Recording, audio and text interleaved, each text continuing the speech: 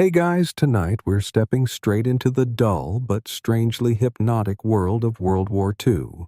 Soldier rations, starting with a cold, sticky breakfast in a muddy field tent.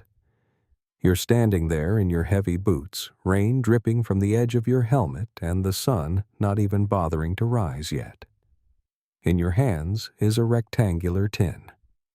It's dented, slightly rusted around the edges, and stamped with the military's confidence-inspiring label B Unit. You crack it open using the dull blade of your jackknife. The metal groans a little. Inside, you find a pale brown chunk of beans in a sauce that resembles ketchup, only runnier and less colorful. You pick it up using a spoon so worn its edges are as smooth as a river rock. The first bite is lukewarm. The beans are soft. The sauce tastes of mild tomato with a whisper of salt and not much else. Sometimes the morning meal includes bread. Not the kind you know now, no soft crust, no oven-fresh aroma. This is a chunk of dry compressed flour and water. Technically, bread, functionally chalkboard eraser. It crumbles if you hold it too tightly. If you're lucky, you can smear a little bit of apple jelly on it from a separate tin. More often you just chew and swallow, chewing for texture, swallowing for calories. It's a moment of pause. Everything is quiet except for the chewing. One guy mutters about the mess sergeant. Someone else just stares into the steam of their ration, probably thinking about pancakes, or maybe their mom's cinnamon rolls. You chew again. Another bite. Not terrible, not good. Just food. It keeps you vertical. You probably won't survive this if you're waiting for a breakfast sandwich. So before you get comfortable, take a moment to like the video and subscribe, but only if you genuinely enjoy what I do here. Let me know in the comments where you're listening from and what time it is there. Now dim the lights, maybe turn on a fan for that soft background hum, and let's ease into tonight's journey together. You pull the last bean off your spoon with your teeth and scrape the bottom of the can looking for any leftovers. The air is thick with dew. Someone to your left starts coughing. You look over and nod. He nods back. No one speaks more than they have to. The rest of the tin holds a small biscuit. It's as dense as a brick and just slightly sweet, maybe from the flour itself, or maybe from the can absorbing all nearby sugar molecules. You bite it. The sound is like dry wood snapping. You chew slowly. Every bite makes your jaw work. No syrup, no butter, just whatever hydration you still have in your mouth. You wash it down with a swig of water from your canteen.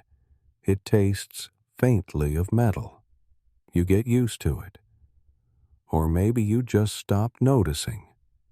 Some mornings, if the supply line is thin or a shipment got shelled, you don't even get the B unit. You get a leftover from yesterday's ration. Cold hash, congealed fat, a bite of rice mixed with chunks of meat that don't resemble any animal in particular. You don't ask. You don't complain.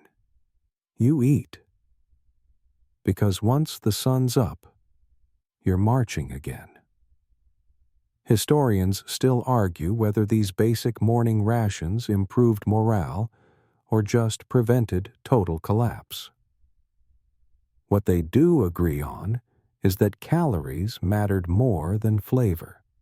Most U.S. soldiers consumed over 3,000 calories a day, depending on duty, but it never felt like enough. And when you're cold, every calorie matters. There's a quirky footnote in some company logs about soldiers using the leftover beans as bait to catch rats. Turns out even rodents would hesitate. Still, nothing went to waste. One squad was rumored to make a paste out of crumbled hardtack and jelly, spreading it on tree bark to simulate peanut butter toast. Someone said it tasted okay. But again, you don't ask. Later, you'll clean the tin with a square of toilet paper or just scrape it with a rock. Rinse it out in a creek if there's time. Then repack it in your kit. No trash cans here. You carry out what you carry in especially metal. It shines. It reflects. Command doesn't want it left behind. There's also the quiet understanding that this meal, no matter how tasteless, is a gift. A bad breakfast is still a breakfast. The enemy might have nothing but raw rice or spoiled fish. You eat your beans and dry bread in silence, thinking about that. You think about how back home someone might be scrambling eggs right now, pouring a cup of coffee. You look down at your tin. It's empty. You lick the spoon just in case. One guy always tries to spice it up. Carries a little bottle of hot sauce in his pack hidden inside a sock. He uses just a drop. Says it makes the beans feel alive. You never ask where he got it. You just wait for your turn with the bottle. It's the closest thing to flavor you've had in weeks. The ground is damp. Your legs are stiff. But your belly's not empty. Not full, but not empty either. That's the game. You start to feel the weight of the pack you'll put on in a minute. You glance around. Everyone else is packing up their kits. Some wipe their mouths. Some don't bother. The sky stays gray. Another morning, another tin. Same beans, same bread, different patch of dirt. You sling your gear over your shoulder and step forward in line. The ground beneath your boots is a mixture of mud gravel and crushed pine needles. A row of men stretches ahead of you, each one holding a dull gray mess kit. The line moves slowly. Not because the food is being served with care, but because it's being served by one tired cook who's been standing in front of a steaming drum for 3 hours straight. The air is thick with the scent of overboiled cabbage and something meaty that refuses to be identified. You glance down at your mess kit. It's dented. The lid rattles loosely. It still bears the faint outline of a serial number barely legible through years of scratches. You don't remember the last time you cleaned it properly. A corporal behind you coughs. You inch forward. The man ahead of you gets his portion. The cook slops a ladle of chunky gray stew into his tray. Something slides off the spoon and plops with a wet thud.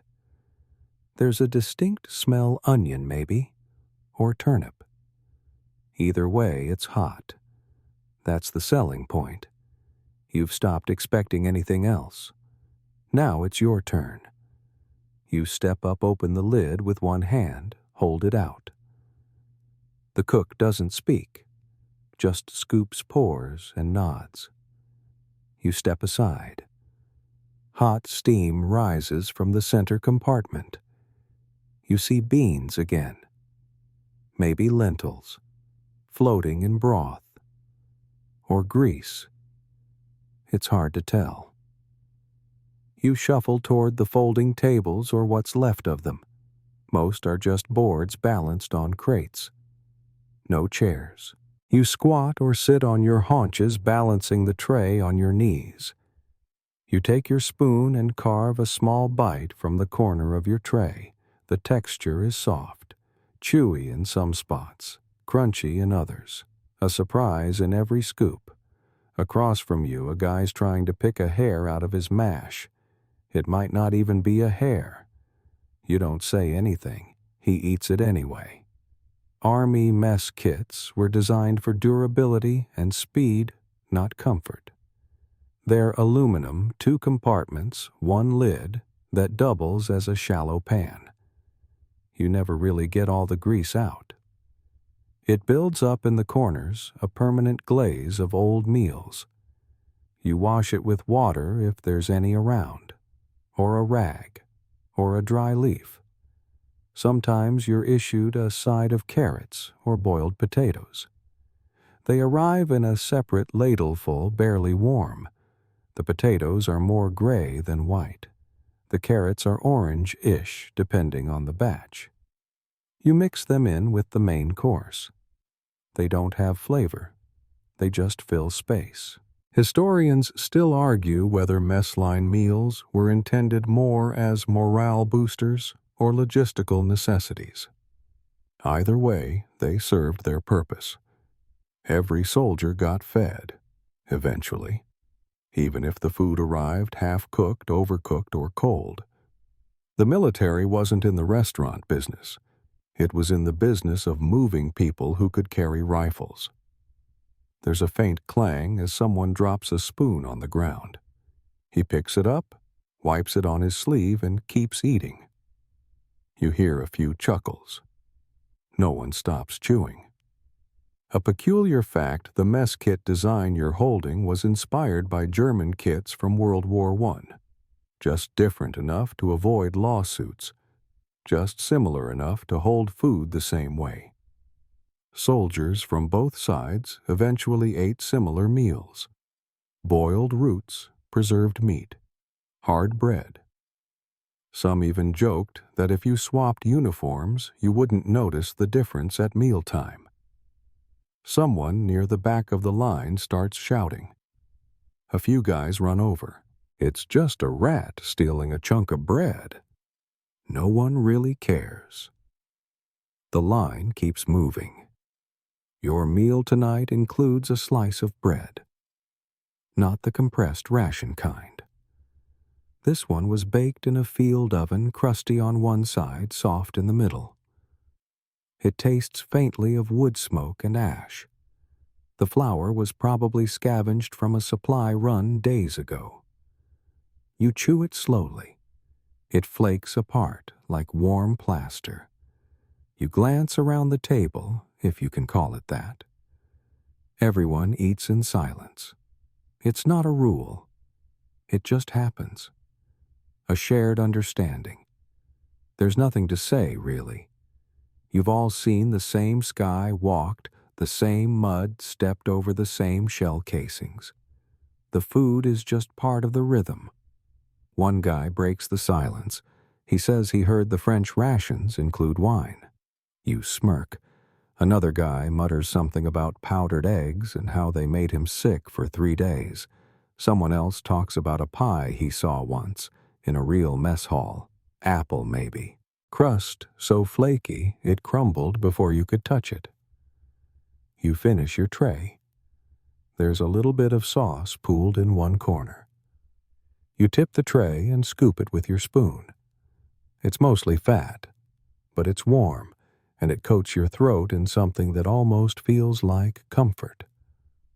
Every once in a while, someone from logistics brings in a can of peaches. Not enough for everyone, but enough for the officers to mention it. You've seen the label. U.S. Army Preserved Fruit Cling Style. You haven't tasted it yet. There's a tin cup next to your tray. It's filled with brownish water, probably coffee, or tea, maybe broth. You take a sip. It's bitter, sharp, definitely coffee. Instant freeze-dried, reconstituted with more hope than technique. You finish it in 3 gulps. It helps. A little. After eating, you take your tray to the rinse station. It's a metal drum filled with lukewarm water and soap that doesn't lather. You dunk your tray, swish it around, and hand it off to dry. No one inspects, no one complains, just in, out, and done. You move away from the tables and look back. The line is still there, same length, maybe longer, same faces, same trays. You think about tomorrow's meal. It'll be similar, maybe different vegetables, maybe no bread, but always the same steps line up. Scoop, eat, rinse, forget. The food is never the point. Staying alive is the point. The food is just what gets you there. You crouch near a moss-covered tree stump. The damp earth seeps through your trousers, but you don't notice anymore. In your hands is a small waxed cardboard box folded shut with a tab tucked into a slit. The box reads K-Ration, lunch unit in simple block lettering. You peel it open with your fingers, careful not to rip the corners. You'll use the box later as a fire starter. Inside, the first thing you see is a rectangular can of meat. The label says pork luncheon meat, but everyone just calls it mystery meat. You tap the can gently. It doesn't jiggle. You pull out your jackknife again and pry the lid back with a familiar creak of old tin bending under tension. The meat is a grayish pink. Gelatin clings to the edges. It smells faintly of salt and something vaguely sweet like canned ham dipped in motor oil. You dig the knife into the meat and cut a slice. It holds its shape. It shouldn't, but it does. You chew slowly. The flavor is meaty, sort of. Salty. Smooth. Rubber-like. It coats your mouth and clings to the roof of your mouth like peanut butter, only not as pleasant. You take another bite. There's no rush. Alongside the meat, the K-Ration includes a compressed biscuit. It's tightly sealed in wax paper, folded like origami. You break it in half. The center is dry and powdery. It doesn't taste like bread. It doesn't taste like anything, really. You chew and chew. The crumbs stick to your tongue. You take out the small packet labeled accessory unit. It contains 4 sheets of toilet paper, 1 wooden matchbook, a pack of gum, a tiny paper envelope of instant coffee, 2 sugar cubes, and a folded paper napkin. The gum is peppermint. The sugar cubes look like chalk. You pop one into your mouth. It dissolves slowly, giving a small jolt of sweetness. It's the best part so far. K-Rations were introduced in 1942, designed by Dr. Ansel Keys, who believed soldiers needed portable, calorie-dense meals during combat operations. Each box was meant to replace a single meal, not an entire day's food. They were revolutionary until you had to eat them 3 times a day for weeks. Some soldiers liked the K-Ration. Most tolerated it. A few outright hated it. One fringe story circulates about a platoon that buried their lunch units in protest, claiming they'd rather chew bark than eat another bite of beef loaf. Whether it's true, no one knows. But the sentiment stuck. Historians still argue whether the K-Ration was more practical in theory than in the mud-soaked reality of the battlefield. On paper, it was efficient. In practice, it sometimes led to gastrointestinal regret, especially after the cheese spread unit. You open your meat can again. You use your knife to scoop out the last bite. You wash it down with canteen water. Then you open the coffee packet. It's a fine brown powder. You pour it into your tin cup, add tepid water, and stir with the handle of your spoon. It foams slightly, smells like a garage, tastes like old pennies and burnt leaves. Still, it's warm. You sip it anyway. In the corner of the K-Ration box is a small roll of candy, fruit-flavored, hard, sticky in the heat, brittle in the cold. You pop one into your mouth. It explodes into sugar shards. It feels almost festive. For a moment, you forget the cold dirt under you. You forget the weight of your gear. You just taste strawberry. Or maybe cherry. Hard to tell. Sometimes the lunch unit includes a powdered lemonade packet. You mix it into water. It fizzes faintly. The flavor is sharp, acidic, artificial. But after salty meat and dry biscuits, it's a change of pace. You sip it slowly. Your mouth tingles. The K ration was packed to survive rough handling. The waxed cardboard resisted water. The cans could survive drops, kicks, temperature swings. They were stacked in crates parachuted in bundles carried in rucksacks. Each box had a caloric load of roughly 200 calories. Enough to keep you going, not enough to make you smile. The box itself was also part of the utility. Soldiers often used them for kindling storage or even makeshift cups. One guy you know used them as letter envelopes. Another turned his into a deck of cards, drawing faces on each side with coal and spit. You lean back against the tree and close your eyes. The sounds around you are muffled. Birds chirp in the distance. Boots crunch nearby. Someone mutters about how the ham always smells like glue. You open one eye.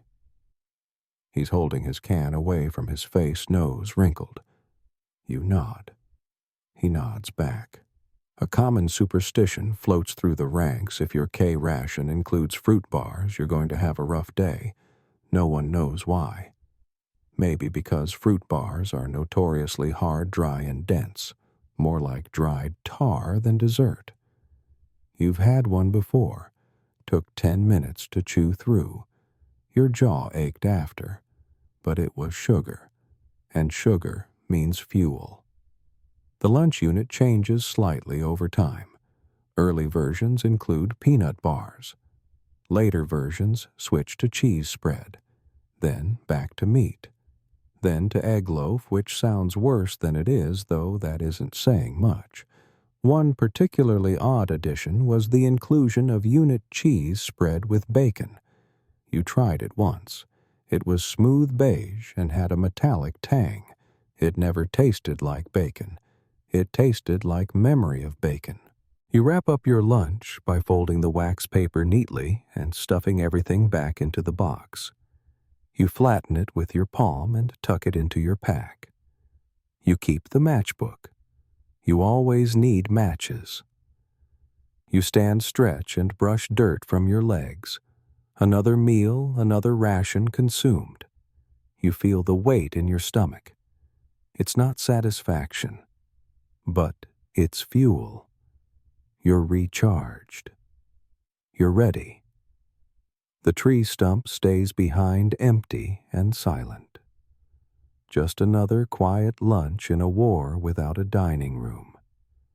You walk toward the supply truck parked on a patch of hard-packed dirt.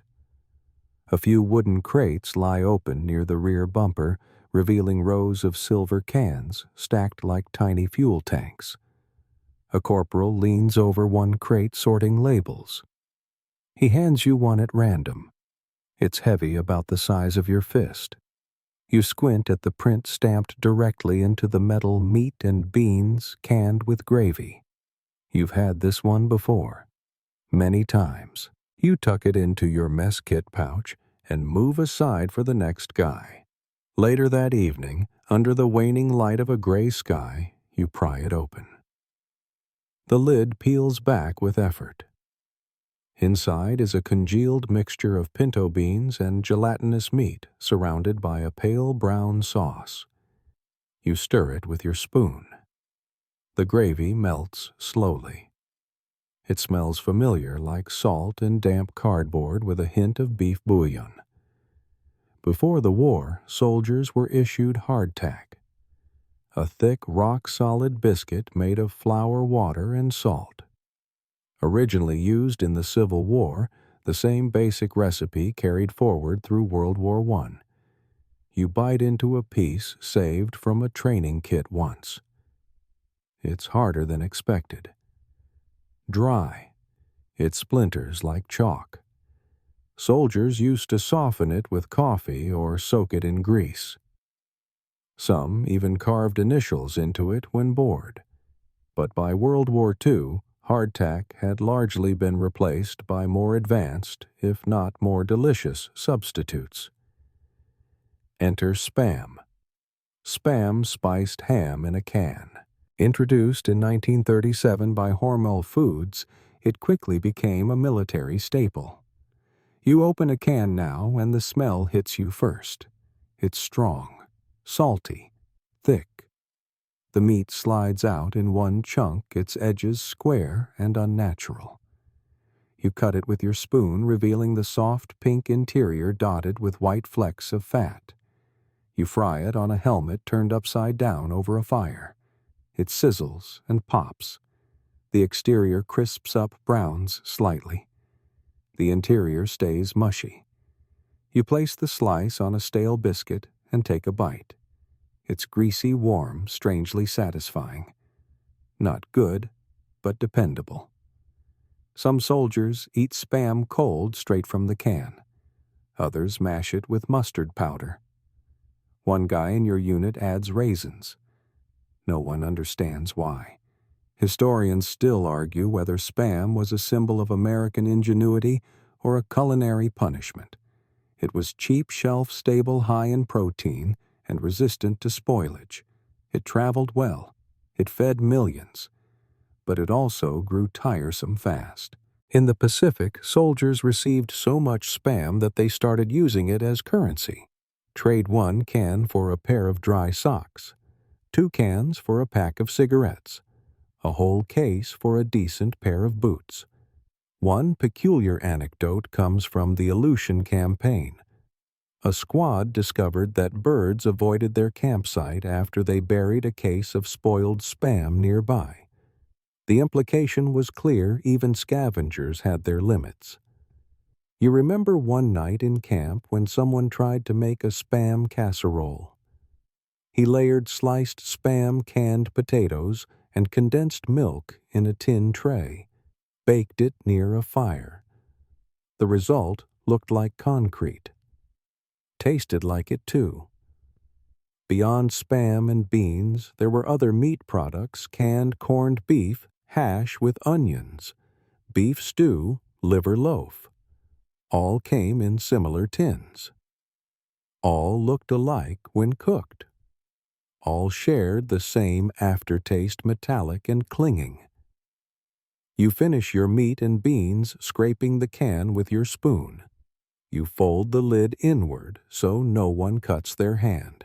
You toss it into the trash barrel nearby, which is really just a rusted drum half filled with old rations and cigarette butts. Back in your tent, someone unwraps a package from home. It's filled with cookies, now soft from moisture and months in transit. They pass it around. You get a small piece of chocolate chip, barely intact. You savor it longer than any meal all week. Spam may have replaced hardtack in practicality, but it didn't carry the same legend. Hardtack inspired poems, jokes, and curses. Spam just inspired flatulence. Still, Spam made it to every front. Europe, Asia, Africa, even remote outposts in Alaska. The military moved over 100 million cans of it during the war. It appeared in rations, mess halls, and officer dinners. One general reportedly ate it with eggs every morning. You wonder how long it took before he stopped tasting it. You try not to think about the meat's origin. It's pork shoulder and ham officially, with potato starch, salt, and sodium nitrite. It's what keeps the color pink. Without it, the meat would turn gray. Not that it would make a difference out here. The variety was limited, but it was still better than the field meals of earlier wars. Soldiers used to boil roots or catch fish to supplement their food. You at least have consistency, even if it's the same 3 meals on repeat. You lie back and rest your head on your helmet. The smell of Spam still lingers in the air. Your fingers are greasy. You wipe them on your trousers. Someone nearby lights a cigarette.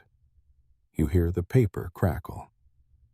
tomorrow you'll eat beans again, or stew, or ham. But tonight you're full, and that's enough.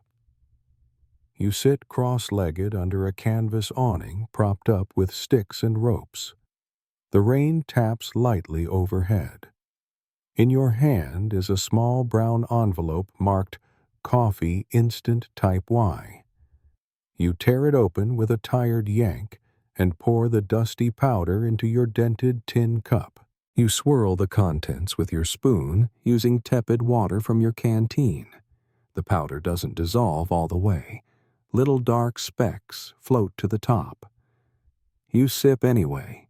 It's bitter, flat, but it's warm and gives you something to do with your hands. You reach into the small side pocket of your uniform. Inside, wrapped in wax paper, is a crumpled pack of cigarettes. Lucky strikes. The paper is faded, the red circle logo almost rubbed off. You tap the pack gently against your palm. One cigarette pokes out. You pull it free, strike a match, and light it. The smoke curls upward in slow spirals, mixing with the steam from your cup. Cigarettes and coffee were standard in soldier rations during World War II. The government understood morale wasn't built on stew alone. You needed small comforts, familiar rituals, tiny things that reminded you of home even if they tasted like ash and aluminum. Every K-ration included a miniature pack of 4 cigarettes. Brands varied. Camel, Chesterfield, Old Gold, and Pall Mall made regular appearances. Along with them came a book of matches waterproof when they worked, but often damp from storage. Some soldiers hoarded matches like treasure. Others used them to light campfires, letters, or the occasional cigar smuggled from a local merchant. Coffee, though, was non-negotiable. You drank it hot when you could, cold when you had to. Sometimes you ate the powder straight. One guy in your unit does it every morning, dumps the packet into his mouth and chases it with water. Says it's quicker. You don't argue. You remember once getting coffee type 2. It came with added milk solids. The result was chalky and beige, like drinking the inside of a mothball. But it had caffeine. That was the goal. Historians still argue whether these small inclusions, coffee, cigarettes, even sugar cubes, served more as nutritional tools or psychological anchors. Either way, the impact was clear. You felt better with something warm in your belly and a cigarette in your fingers. You take another sip. The granules settle at the bottom. You swirl the cup again. On occasion, you receive a pack of chewing gum instead of cigarettes, usually spearmint or juicy fruit. The wrappers are shiny silver-backed. You unwrap a piece now. It's slightly hardened. You bite down and feel the sharp crack before it softens. The flavor lasts 3 minutes, maybe 4, long enough to get through guard duty or write a letter home. There's a story floating around camp about a guy who used chewing gum to plug a bullet hole in his canteen. Another story has someone trading 2 sticks of gum for a spare pair of socks. The barter system here isn't official, but it exists, especially when sugar is involved. Speaking of sugar, every ration box includes cubes. White, dry, fragile. You hold one between your fingers. It crumbles too easily. You sprinkle it into the coffee stir again and sip. Slightly sweeter, still terrible, but different. Once during a quiet evening in Italy, you remember watching a guy line up sugar cubes on a flat rock and shoot them with a slingshot, just for fun. He missed half of them, but no one cared. It passed the time. That was the goal. Sometimes the sugar comes in packets instead. Brown paper folded twice. The crystals inside are coarse. not like modern granulated sugar, more like salt that's trying to remember it was sweet. You dump a second packet into your cup. Now it's tolerable. You take a last drag from the cigarette tap, the ash onto the dirt, and stub it out with your boot. The butt goes into your pocket. You'll toss it later. Or not. Maybe keep it for the smell. There's something about old tobacco that clings to the fabric like a memory. The pack is empty now. You fold it flat, slide it into your rucksack. Someone nearby lights their own cigarette and passes over an extra match. You nod your thanks. He nods back. No words exchanged. During long patrols, you ration your smokes. 1 per day, maybe 2 if the march is brutal. Coffee is easier to find. Powdered envelopes packed deep in the bottom of your gear. You find one now. The corners are soft from moisture. You add it to your next cup. Double strength. Better this way.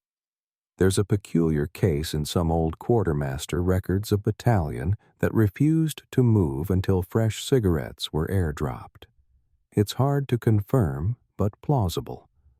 The craving for tobacco in a war zone isn't about addiction alone.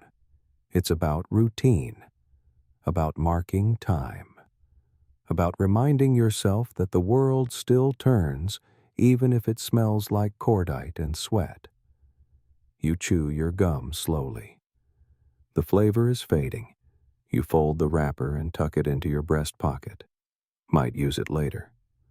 Or not. The caffeine kicks in. Your eyes feel sharper. Your fingers twitch slightly.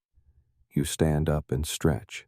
Nearby, another soldier stirs his own cup, muttering about how it tastes like shoe polish.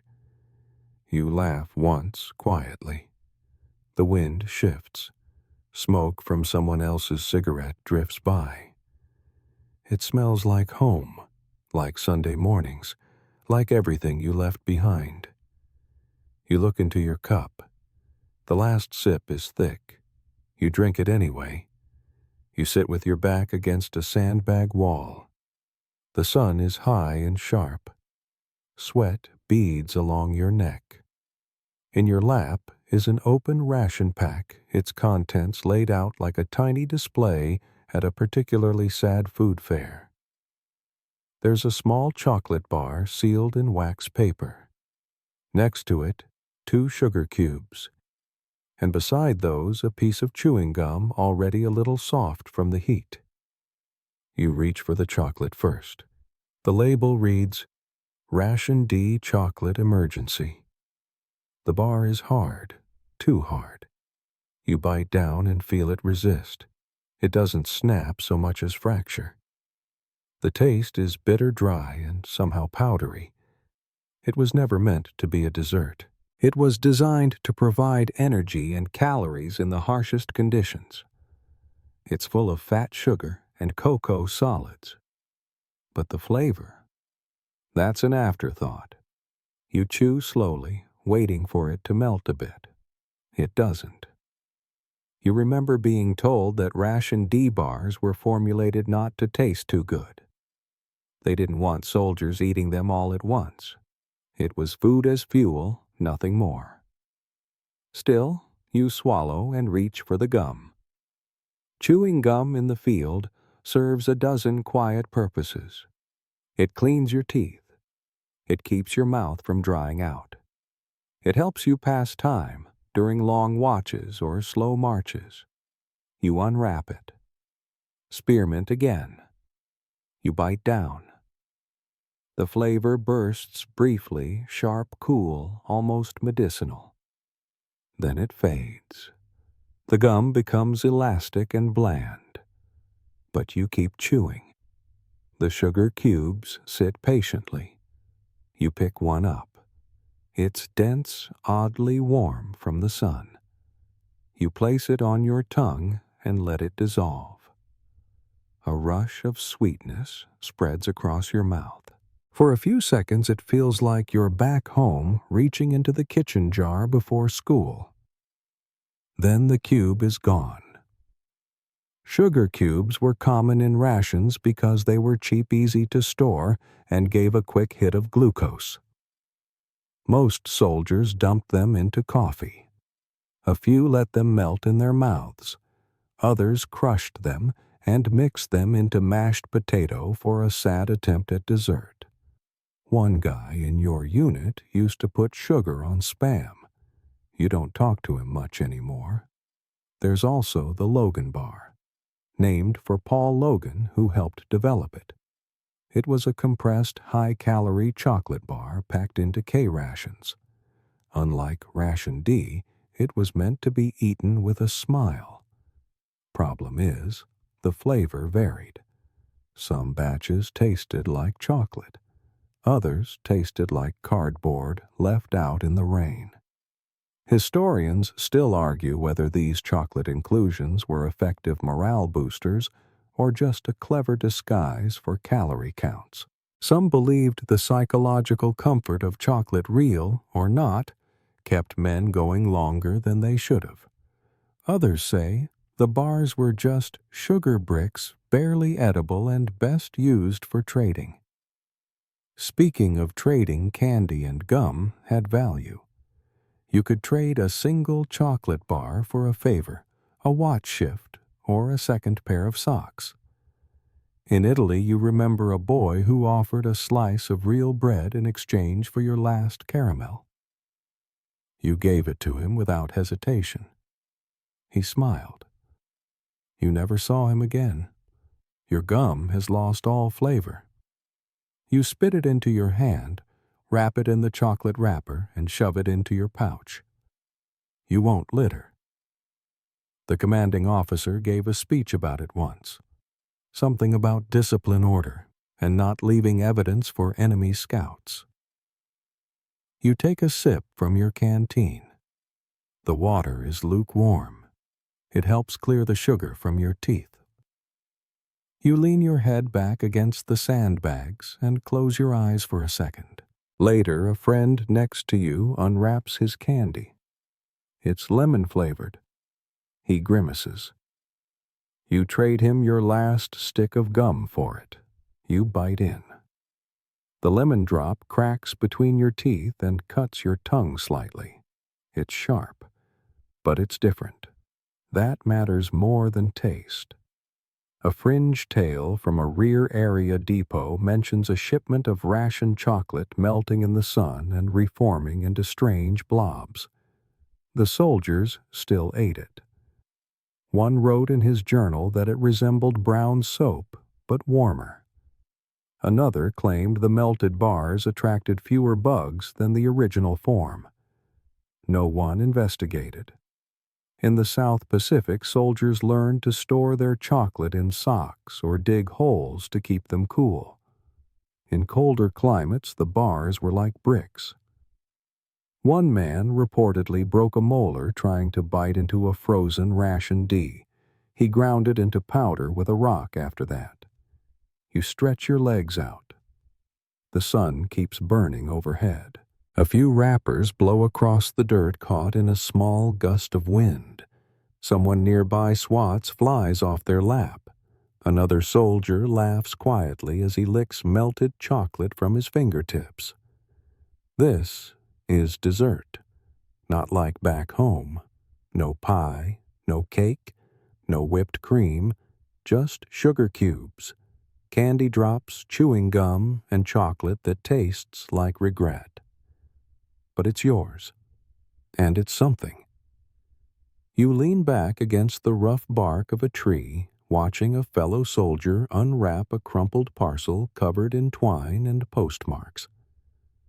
The package looks like it's been through a war of its own, bent corners. Soft edges, moisture stains blooming in circles. But the moment it's opened, something shifts in the group's energy. Heads turn. Eyes narrow. Someone mutters, "That smells like cinnamon." Inside the box is a fruitcake. Dense, dark, wrapped in wax paper. The wrapping is slightly damp, but the cake inside holds together. Barely. You watch your buddy slice it with his bayonet, offering up uneven wedges. You get a piece. It's chewy, sticky, sweet. Raisins, walnuts, molasses, faint but real. And the cake has that odd compressed texture like it's already been chewed by someone with good intentions. Mail from home is rare. Food in the mail is rarer. But sometimes it gets through. Fruitcake cookies, crackers in wax sleeves candy, stuck to old greeting cards. You remember once receiving a chunk of hard toffee glued to the inside of an envelope. Took an hour to scrape it off. Worth every second. It's Christmas. Or close enough. Someone scrawled December 23rd on the latrine wall. That's how you know. You look down at your mess kit. It's been filled with the usual mystery meat and potatoes. But next to it today, miracle of miracles, is a foil packet marked Holiday Special Cranberry Jelly. You tear it open. The jelly is firm, shimmering, and slides out in one gelatinous hunk. You cut it with your spoon. It tastes faintly of fruit, mostly of sugar. Still, it's a holiday. Holiday rations are rare, often delayed, and almost always underwhelming, but they matter. Even the suggestion of celebration breaks the monotony. One year, you got turkey loaf in a can. It looked like dog food, smelled like stuffing, tasted like turkey if you closed your eyes and remembered hard enough. The cooks do their best with what they have. Field kitchens go into overdrive near holidays. They set up under tarps, rain or shine, boiling vats of gravy, stirring huge pots of mashed potatoes, heating trays of canned green beans. It's not home, but it's warm. And in winter, that's enough. Historians still argue whether the military's attempt at holiday meals truly boosted morale or just reminded soldiers of what they were missing. But you know the truth. Even bad fruitcake tastes better when shared with the right people. One guy in your unit receives a tin of fudge.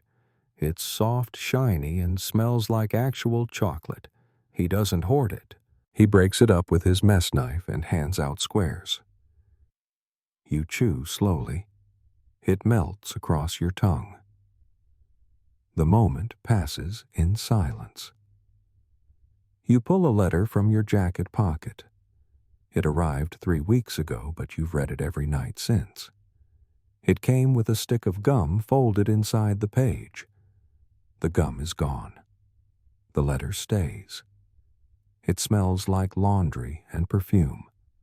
Faint, faded, but still there. You fold it again and return it to the inner pocket near your heart. Another mail day brings a tin of shortbread. Scottish, fancy. Someone's aunt must have packed it. The cookies are soft from humidity edges crumbling. They're pale buttery, coated in a fine sugar that dissolves on the tongue. You eat 2, save 1.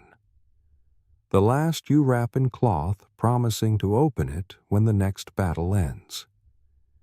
You remember one Christmas morning when the chaplain organized a short service in the clearing. No music, just quiet words. A reading.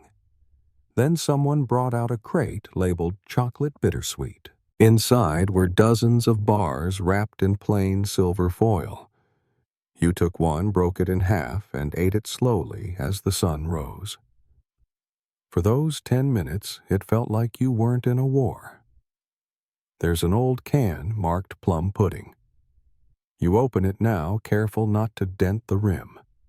It slides out in one cylindrical mass spotted with raisins and darkened from age. You heat it near the fire. The smell is strong, sweet, spiced, nostalgic. It tastes like home if home were canned in brine and stored for 6 months. Still, it's warm. You scrape the bottom of the can clean. A quirky rumor makes its way through the ranks: if your mail arrives on a Tuesday, it's lucky. Packages opened on Tuesdays tend to include better candy, longer letters, and fewer crumbs. No one knows where the rumor started, but you catch yourself checking the calendar now. Mail surprises aren't always edible. Sometimes it's socks, or a bar of soap, a newspaper clipping, a church bulletin, a drawing from a niece or nephew who thinks you live on a pirate ship. One soldier got a snow globe once. Another received a can of anchovies with no note. He ate them anyway. Even the wrappers matter. One guy keeps his candy wrappers folded in a tin, bright colors, logos, brand names. He calls it his museum. Another pins letters to the inside of his tent flap, reads them when the wind blows hard and sleep won't come. You take another bite of fruitcake. It's chewy now, sticky, crumbling along the edges. You wash it down with a sip of instant coffee, lukewarm and bitter. But together the taste feels familiar. You lean back and look at the sky. Mail surprises and holiday rations are small, quiet gifts. They won't stop bullets or warm your toes, but they make the days feel human again. For a moment you forget where you are. You hear the sputter of an engine long before you see it. Around the bend in the muddy road, a truck crawls forward, its wheels churning through the ruts, its body coated in dust and grease. Painted across its side are 2 faded words: Field Kitchen. It stops with a sigh. A few clanging sounds follow. Doors open. Steam escapes. You approach with your mess kit in hand, falling into line behind a few others. The truck is an M1937 mobile field kitchen, or as some call it, the chow truck. Inside, everything clinks, hisses, and rattles. Metal pans slide on iron rails. Ladles dip into vats.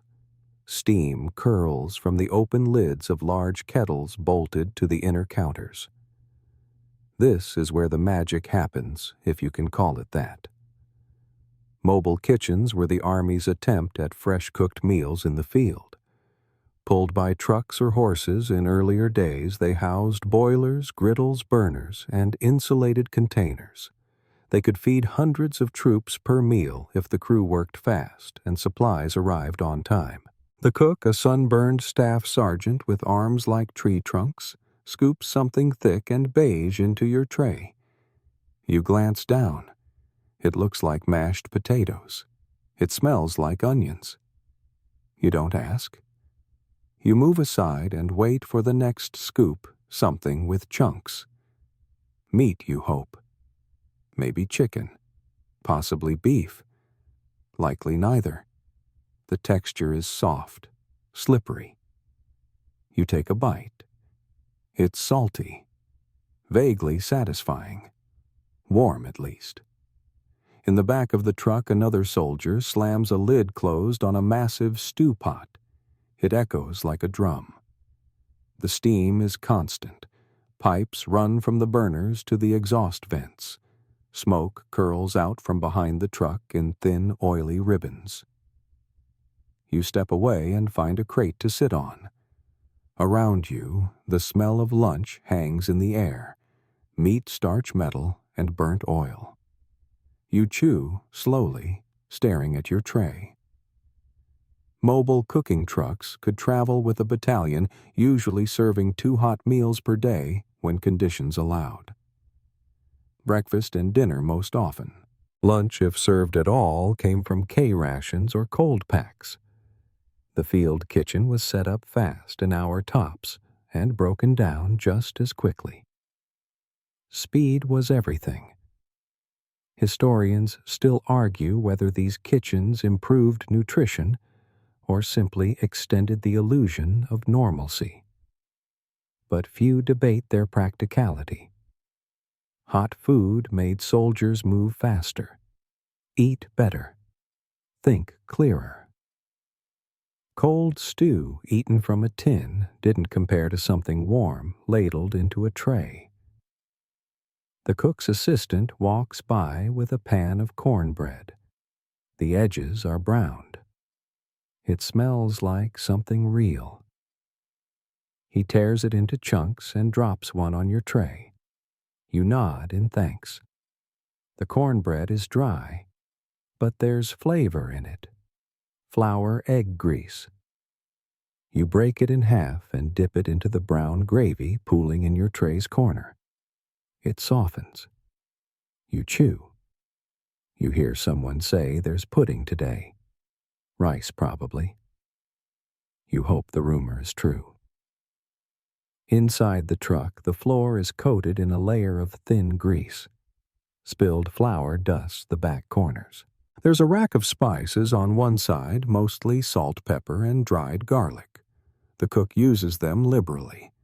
Taste isn't the point. It's about masking the smell of canned meat. Someone once said you could smell a field kitchen from a quarter-mile away. That wasn't an exaggeration. The scent of cooked starch and boiled fat carried over hills, through trees, even across frozen ground. A quirky tale goes around about a field kitchen that accidentally used soap flakes instead of cornstarch. The resulting gravy foamed. The soldiers still ate it. Most didn't notice. You finish your meal. The potatoes are gone. The stew's thicker bits stick to the side of your tray. You scrape them with your spoon, clearing every bite. You leave nothing behind. Waste is frowned upon. Even flavorless food is fuel. You carry your tray to a wash station near the truck, 2 barrels filled with hot gray water. One for washing, one for rinsing. You dunk your tray, swish it once, and lean it on a drying rack. The spoon goes in a separate bin. Someone nearby wipes theirs with a rag and pockets it. Personal gear always needs watching. The cook closes up shop for the meal. The pans get rinsed, stacked, sealed. The griddles are scraped. The vents are shut. Someone douses the firebox. The smoke tapers off. Another meal served and gone. These kitchens aren't glamorous. They're loud, heavy, and always slightly dirty. But when they show up, morale lifts. You remember one night when the kitchen rolled in, late headlights, dimmed engines off silent as ghosts. They'd cooked in total darkness using only lanterns. When the line opened, every soldier smiled. Just a little.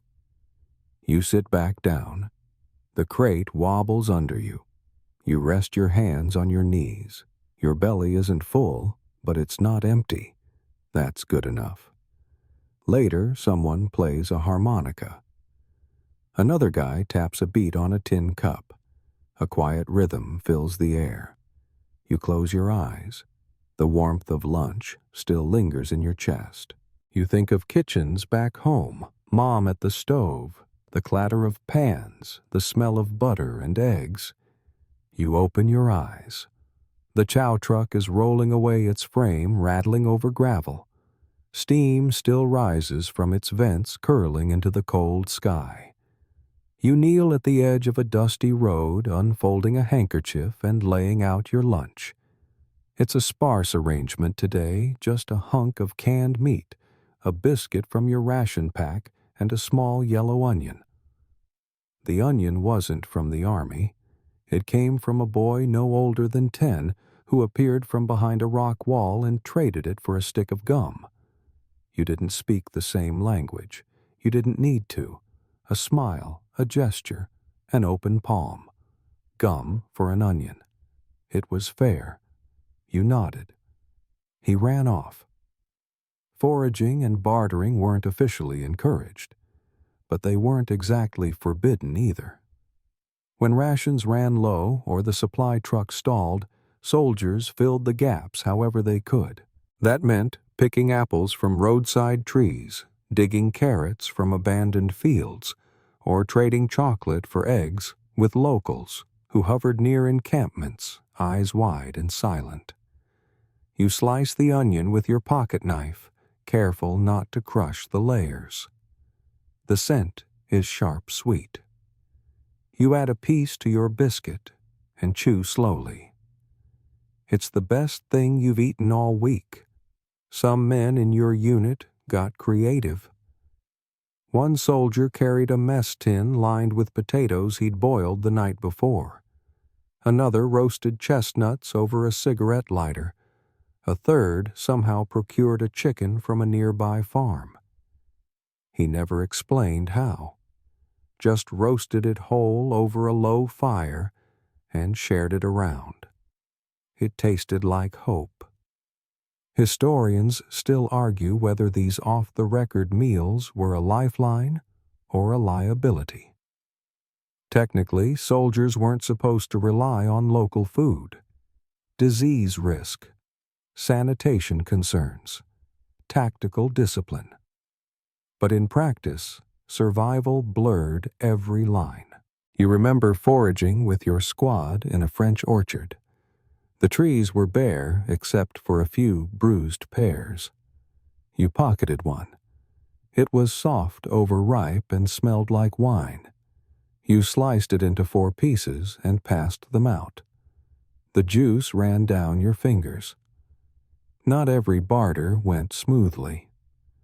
A rumor spread about a man who traded his boots for a bottle of cider. The cider turned out to be vinegar. He spent a week in wet socks. No one laughed.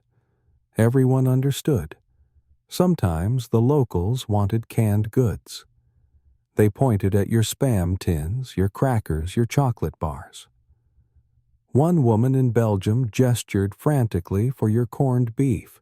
You handed it over and she gave you 2 fresh eggs.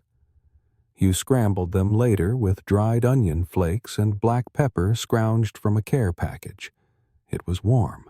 It was perfect. A fringe tale passed from unit to unit about a soldier who managed to bake bread using a helmet as a pan and yeast borrowed from a vineyard. No one ever saw the bread, but the story persisted. It gave people something to talk about. You glance up from your meal. A few men down the road are cooking something in a mess pot balanced on stones. You smell garlic. You didn't know anyone still had garlic. The food you forage isn't always fresh. Once you found a cabbage frozen in the ground. You dug it out with a bayonet, carried it back to camp, and boiled it for an hour. It never softened. Still you ate it. You take another bite of your biscuit onion sandwich. The flavors clash, but also work. Salty, sweet, sharp, bland. It's food. That's enough. You've bartered for other things too. A wedge of cheese in Italy, a clove of garlic in southern France, a bottle of olive oil in Greece. You poured that oil over canned stew and pretended it was gourmet. For 10 minutes it almost was. There was a boy in Germany who traded you a handful of pickles for 3 pieces of candy. He gave you a thumbs up. You gave him your last stick of gum. It wasn't just about hunger. It was about connection, a moment of exchange, a shred of civility in the middle of chaos. No orders, no weapons, just 2 humans sharing food. Command sometimes cracked down. Raids on local farms were forbidden. Theft was punished, but casual trade. A gum here, a bar there. As long as it didn't cause trouble, most officers looked the other way. You remember a quiet evening when someone boiled apples in a tin cup with sugar and cinnamon from a care package. The smell drew half the camp. No one asked where the apples came from. You wrap the rest of the onion in wax paper and tuck it into your kit. You'll use it tomorrow. Maybe slice it into stew. Maybe trade it for something better. You never know. Bartering and foraging weren't just survival tactics. They were habits, rituals, quiet defiance against the blandness of war food. A way to find flavor in a flavorless life. You finish your meal. Brush crumbs from your lap and stand. The sun is setting behind the hills. Somewhere nearby, a pot is boiling. Someone's frying something. You smell herbs. You follow the scent with your eyes. Just a wisp of smoke in the air. Tomorrow might bring more rations. Or fewer. You don't know. But you still have half an onion. And that's something. You squat on a hillside unwrapping a small cardboard package with foreign print along the edges. The letters are sharp and angular, definitely not English. The label reads Erbswurst. It's German. Captured rations. You and a few others came across a supply stash after the push through the last village. The crates were half buried in a barn, abandoned in haste. You each grabbed something before moving on. Inside the package is a pea sausage, dried, compact, greenish-gray. It smells earthy, vaguely sour, not unpleasant. You slice off a piece and drop it into boiling water. It dissolves slowly, forming a thick, lumpy soup. You taste it. It's salty, full of starch filling. Not bad. Captured rations are a mixed bag. German, Italian, Japanese, you've seen all three. Sometimes they're better than your own. Sometimes worse. Always interesting. The Germans, for instance, issued iron rations items like dried sausage, hard biscuits, tins of liver paste. You tried one once. The sausage was greasy, heavy, dense with spice. The liver paste looked like gray cement, but it spread easily and tasted surprisingly smooth on hardtack. One captured tin contained pork and beans, nearly identical to the American version, but with a tangier sauce and firmer beans. The soldiers called it Kraft Eintopf, a stew in a can. You remember eating it cold with a bayonet and not minding a bit.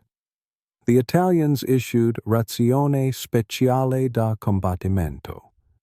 It often included tins of pasta, tomato sauce, anchovies, and strong cheese.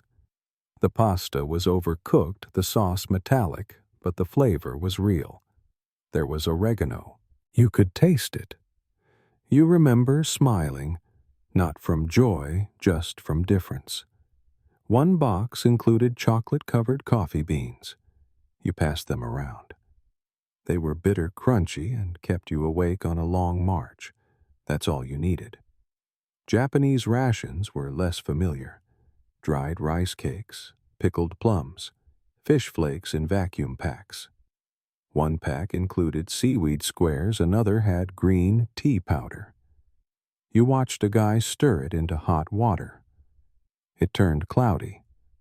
He said it tasted like boiled grass. Then drank the whole cup. Historians still argue whether these captures should have been consumed. Technically, eating enemy supplies posed risks, spoilage, poison, contamination. But in practice, hunger trumped caution. If the tin wasn't bulging and the contents didn't smell like rot, you tried it. A quirky footnote in an after-action report describes a squad that lived off captured Hungarian goulash for 3 days. They claimed it was the best meal of the campaign. The cans were labeled Gulyas. One soldier wrote it, tasted like spiced heaven and regret. You open another foreign tin, this one marked in block letters, Sardinen in Öl. Sardines. You peel back the lid. The smell hits fast fish oil salt. You fish one out with your knife, drop it on a biscuit, and take a bite. It's soft, salty, a little fuzzy. You chew quickly and swallow. The aftertaste lingers. Some captured rations came with extras: tobacco, hard candy, sugar cubes. One package contained a matchbook with strange symbols and a short note folded inside. You kept it. Still don't know what it says. But the candy was lemon-flavored. You remember that clearly. There's an unspoken thrill in eating enemy food. A reversal. A small psychological win. You're not just surviving, you're doing it on their dime. One guy in your unit called it eating victory. Another just called it lunch. You hear someone nearby cursing over a can he can't open. German tins are tough. The keys break easily. You offer your knife. He nods in thanks. The lid finally gives way. Inside is meat and cabbage. It smells fermented. He shrugs and eats it anyway. Sometimes the food turns. One Italian can burst open upon lifting. The smell made everyone gag. No one touched the rest. You buried them behind a tree. Yet on occasion you find something remarkable. Like the Belgian tin of biscuits packed with dried fruit and powdered sugar. Or the Japanese rice crackers that snap cleanly, no mold, still crisp. You never expect those. When they appear, they're gifts. You finish your pea sausage soup. It's thick now, pudding-like. You scrape the bottom of your tin, getting every bite. You burp softly, wipe your mouth with your sleeve. Captured rations aren't reliable, but they break the monotony. They make you pay attention to taste again. Even if that taste is strange, sharp, or unwelcome, it reminds you your mouth still works, that you're still alive. You fold the wrappers, bury the trash. The foreign words blur in the dirt. Tomorrow you'll eat army food again. Predictable, familiar, bland. But today you tasted something different. You stand, stretch, and glance at the sky. Another march ahead. Another camp. Maybe another crate waiting in a barn filled with more strange tins. You walk on the memory of sardines clinging to your tongue. You crouch beneath the overhang of a crumbled stone wall, your legs bent boots caked in mud. In your hand is a ration label that reads Calories 3600. You stare at it while chewing a dry mouthful of biscuit and meat. The numbers don't lie, but they also don't say how much of that energy your body actually gets when half your meal sticks to the can or ends up in the dirt. World War II ration planners obsessed over nutrition. Charts, calculations, food pyramids that didn't yet have a name. They worked out how many calories a soldier needed to march, dig, shoot, and survive. The average rations were designed to provide anywhere between 3,000 and 4,200 calories per day, depending on duty. That's more than most civilians needed. But under combat stress, with endless movement, freezing weather, and sleepless nights, even that could fall short. You take another bite of a meat product loaf type. It's dense, chewy, a strange mix of beef and chicken, possibly lamb, maybe even organ meat. It's hard to tell. You chew slowly. You don't enjoy it. You just use it. Each K-ration meal contained a calculated mix of protein, fat, and carbohydrates. Enough to keep you upright. Enough to keep your muscles working. Not enough to make you care. Historians still argue whether the nutritional science of the 1940s held up under battlefield conditions. Some claim it was ahead of its time. Others point out that fatigue, weight loss, and malnutrition still plagued frontline troops after weeks on limited rations. What looked balanced on paper didn't always survive transport storage or taste. One quirky detail buried in old Army manuals: soldiers were advised to consume every part of their ration, even the grease. The fat in the can wasn't waste, it was energy. Some men scooped it with crackers, others drank it. Most tried not to gag. You unwrap a small tin of processed cheese spread. The color is pale yellow. It jiggles slightly when the lid peels off.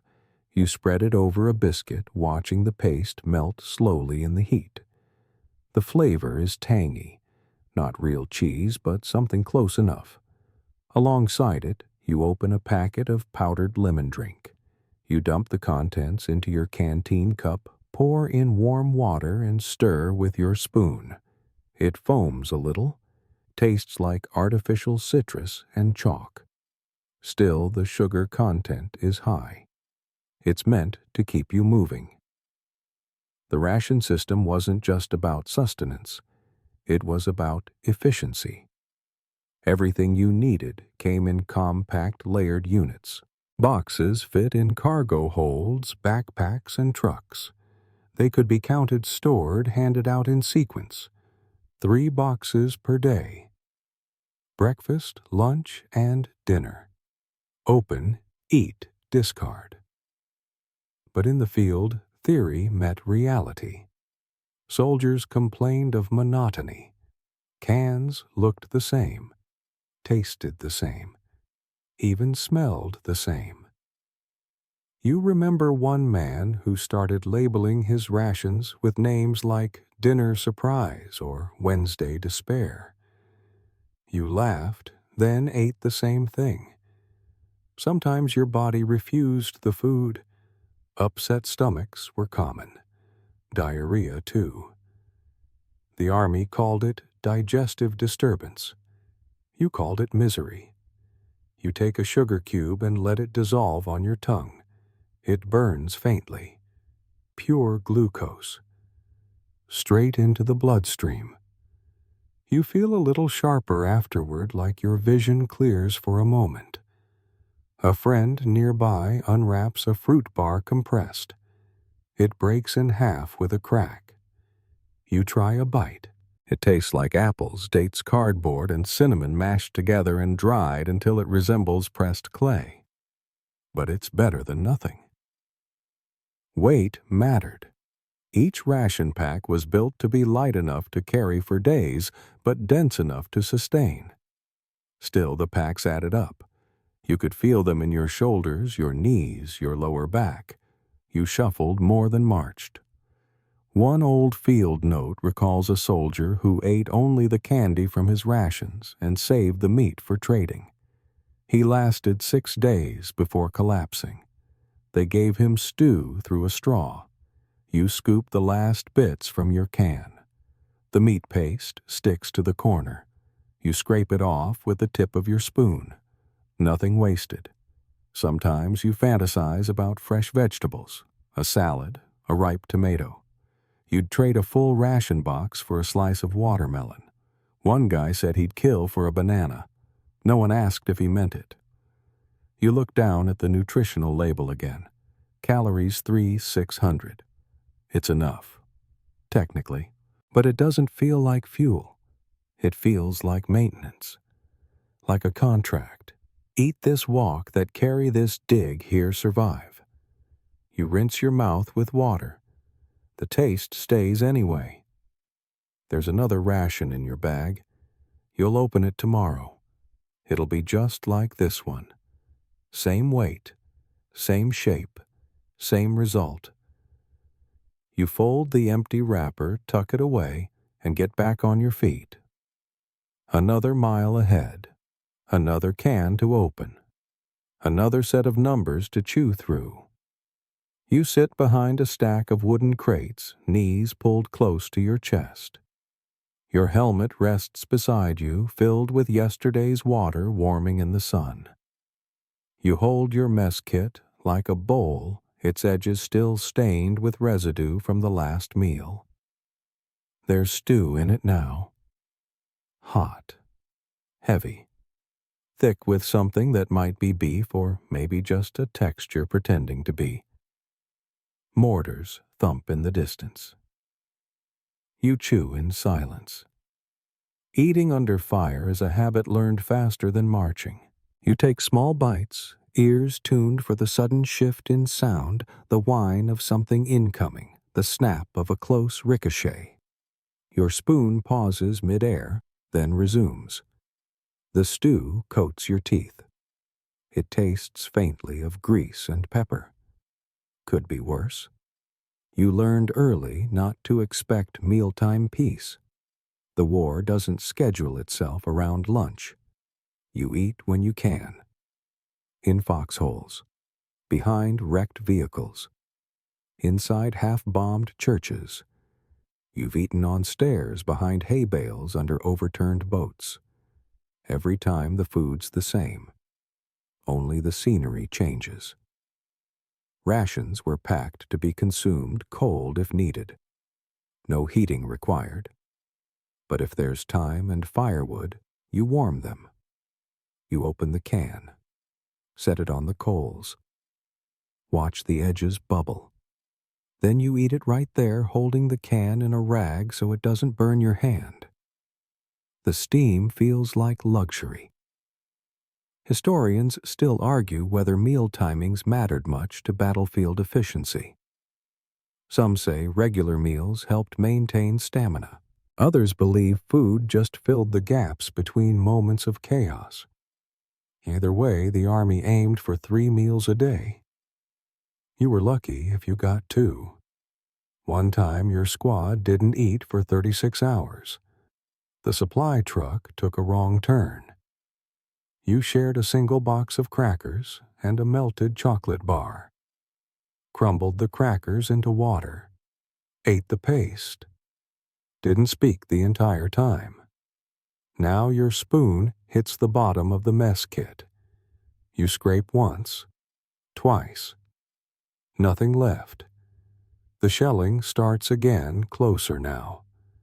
A thud, then silence. Then another. You tuck your kit into your bag. Nothing rattles. Sometimes you eat while lying flat. One hand on your spoon, the other on your rifle. You don't sit up. You don't make noise. You chew slowly, methodically, like it's another drill, because it is. A corporal nearby shovels food into his mouth between quick glances at the tree line. He swallows without tasting. He's already washing his tray with a rag soaked in vinegar. Keeps it clean. Always has. Sea rations were supposed to be compact, nutritionally balanced, and easy to consume. They came in cans labeled Meal Combat Individual. But the labels didn't mean much after a few weeks. You just learned the codes. B3 meant beans. M2 was meat with vegetable hash. C4 was stew. You remembered the good ones, dreaded the others. A fringe story goes around about a squad who timed their meals by shell bursts. One man kept a log. He said there was a pattern. No one believed him. But they still ate when he said it was safe. You open your canteen and sip water that tastes faintly of iodine. You're used to it. Your mouth is always dry, from nerves, from dust, from chewing too fast. You take another sip, then close the lid tight. You once tried eating a full meal during a barrage. The fork shook in your hand. The spoon fell. You tried to clean it but gave up, ate with your fingers. The stew tasted like metal and dirt, but it sat in your stomach like lead, and that was enough. You remember a time you shared a meal with a French soldier. He offered you bread soaked in broth. You gave him a tin of peaches. Neither of you spoke, but you both smiled once. It was quiet. Some nights there's no fire, just cold cans and colder hands. You break the seal. Pour contents into your mouth straight. No spoon. No ceremony. You chew while watching the sky change color. Gray to darker gray. Then black. You rest your hand on your rifle while eating. Not out of fear, just habit. You've done it so many times you barely notice. You eat. You grip. You swallow. A mortar lands closer. Dirt showers the crate beside you. You duck, then laugh. Quietly. It missed dinner. You pack up the kit. Wipe your fingers on your pants. Pull your helmet back on. You stand stretch and listen. No whistles. No calls. Just the thrum of distance and the echo of empty stomachs being filled again. You walk back to position your feet heavy but steady. The taste of stew still on your tongue. The weight of it still in your gut. You'll eat again tomorrow. Maybe during a lull. Maybe not. Doesn't matter. You'll be ready. You descend a narrow ladder, your boots clanging against cold metal rungs. The light shifts from dim gray to almost none at all. The air thickens, smells changing to salt oil rust and steam. This is the belly of the ship. This is where you eat if you serve in the Navy, especially below decks in a submarine. Inside the mess compartment, everything is small.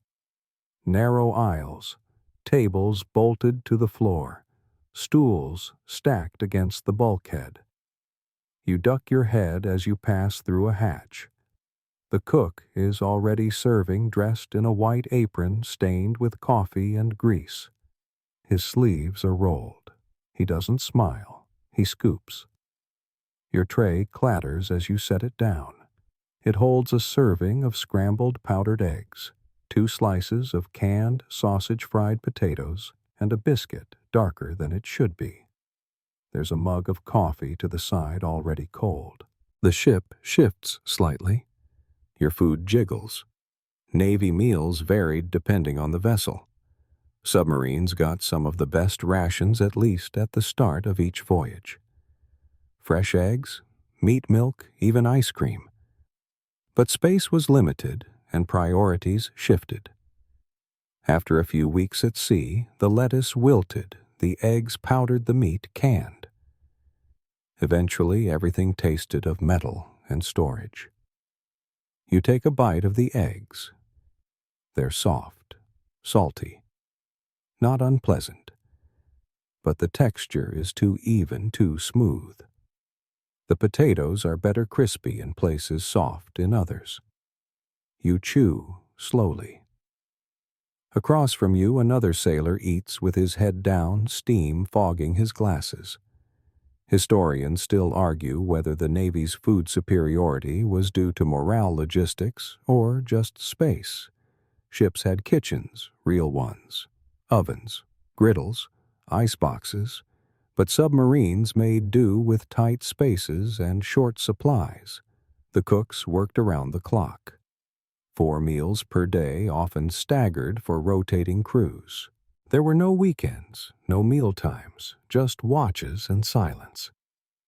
You remember one morning when the cook handed you pancakes. Real ones. They smelled like vanilla and butter. You ate 5, then fell asleep in your bunk with syrup still on your chin. A quirky story floats around from an old Pacific sub. The cook once served lobster tails caught by hand during a surface stop. Everyone ate them cold, dipping them in melted butter hoarded for weeks. No one spoke. It was better than Thanksgiving. You cut into the sausage. It's gray in the middle, ringed with fat. It's seasoned, maybe, or just salty enough to feel like it. You wash it down with coffee that tastes like it was boiled with axle grease. Storage on a submarine is an art. Every space is used. Cans stacked behind hatches. Food sealed in the torpedo room. Bread stuffed under mattresses. Fresh produce stored under stairs. One sailor kept apples inside his bunk curtain until they softened. You lean back against the bulkhead, holding your tray steady as the ship rocks slightly. The lights flicker. Not unusual. You finish your biscuit. It's hard along the edges, soft in the middle. You remember the cook saying they used powdered milk and rehydrated shortening to make the dough. You never asked for more details. Food on board isn't just about calories. It's about distraction. When you're underwater for weeks, food becomes the only thing that changes. You live by the next meal. Men mark time in meatloaf, not days. You once had baked ziti with real cheese. It arrived bubbling golden brown, served in a metal tray lined with foil. The smell filled the compartment. For 10 minutes, the entire crew sat still, eating slowly, savoring. Then the alarm went off. You dropped your fork. Never finished that bite. Coffee runs constantly. A pot always brews. It's dark bitter, sometimes burnt. You don't care. It keeps you moving. You take another sip now. Still cold. Desserts make appearances. Canned peaches. Jell-O. Pudding in white plastic bowls. One-time chocolate cake. Dense, dry, smothered in canned frosting. The frosting slid off in one gelatinous sheet. You ate it first. That was the best part. There's a debate, ongoing, quiet, but constant, about whether the best sub-dessert is rice pudding or cherry cobbler. You're on the cobbler side. Too sweet, too soft, too red. Perfect. Meal etiquette is simple. Eat fast, be quiet, clean your tray. There's no room for lingering. You rise when finished.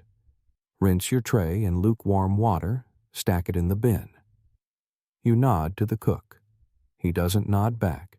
He's already stirring something else in a pot that's as big as a garbage can. You step out into the corridor. Your shoulders brush both walls. The air is thicker now. A hint of garlic from dinner last night still hangs in the metal. Your belly is full. Not comfortable, but full. That matters.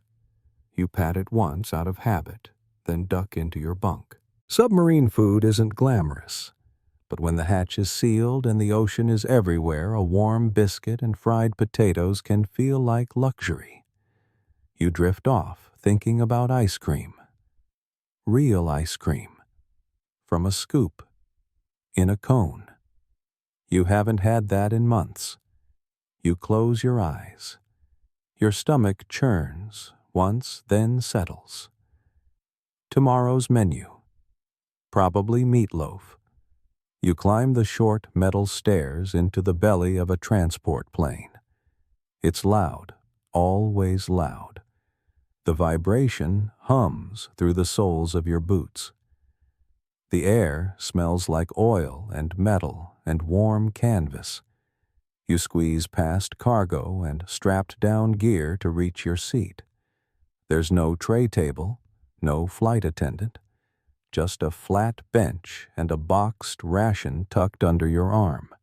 You unfold the top flap. It's a flight meal, issued to aircrew and transport passengers flying across long distances. The label reads, Aviation Ration Type E. It's designed to be compact, lightweight, and edible without utensils. Also, it has to survive changes in pressure, temperature, and altitude. Inside, you find a sandwich sealed in wax paper. It's been chilled, but not enough. The bread is dense, pale, sliced, too thick. It's filled with something meant to resemble ham. You bite in. It's cold, slightly sour. Your jaw works harder than it should. You chew. You swallow. You take a drink from your canteen to wash it down. Airborne rations were notoriously dry. Sandwiches, crackers, fruit bars, hard candy, a few sugar cubes. You pull out a chocolate bar now. It's hard from the cold. You let it sit in your hand trying to warm it. It softens slightly. You bite into it. It breaks apart with a crisp snap. Not bad. Altitude does strange things to appetite. At 25,000 feet, taste dulls. Your nose dries out. Salt tastes flat. Sugar turns metallic. Even chewing becomes work. And yet you eat anyway.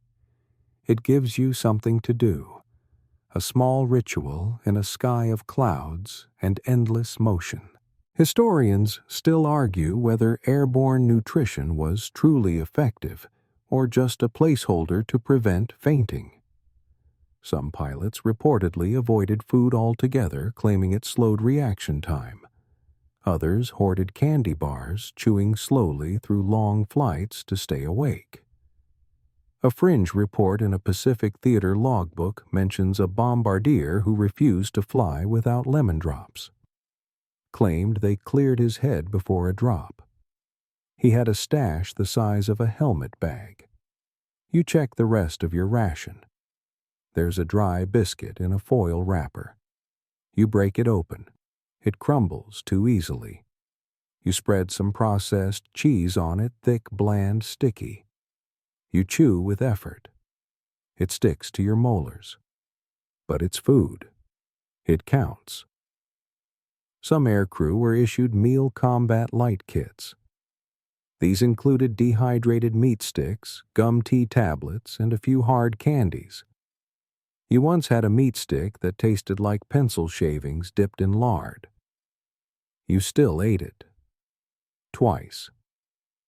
The pilot eats during his breaks. Sometimes he doesn't eat at all. Just sips coffee. The co-pilot pulls out a fruit bar, compressed sweet date flavored. He breaks it in half, hands you a piece. You nod and take it. It's sticky. You chew. The hum of the engines never stops. You feel it in your bones. You eat in rhythm with it.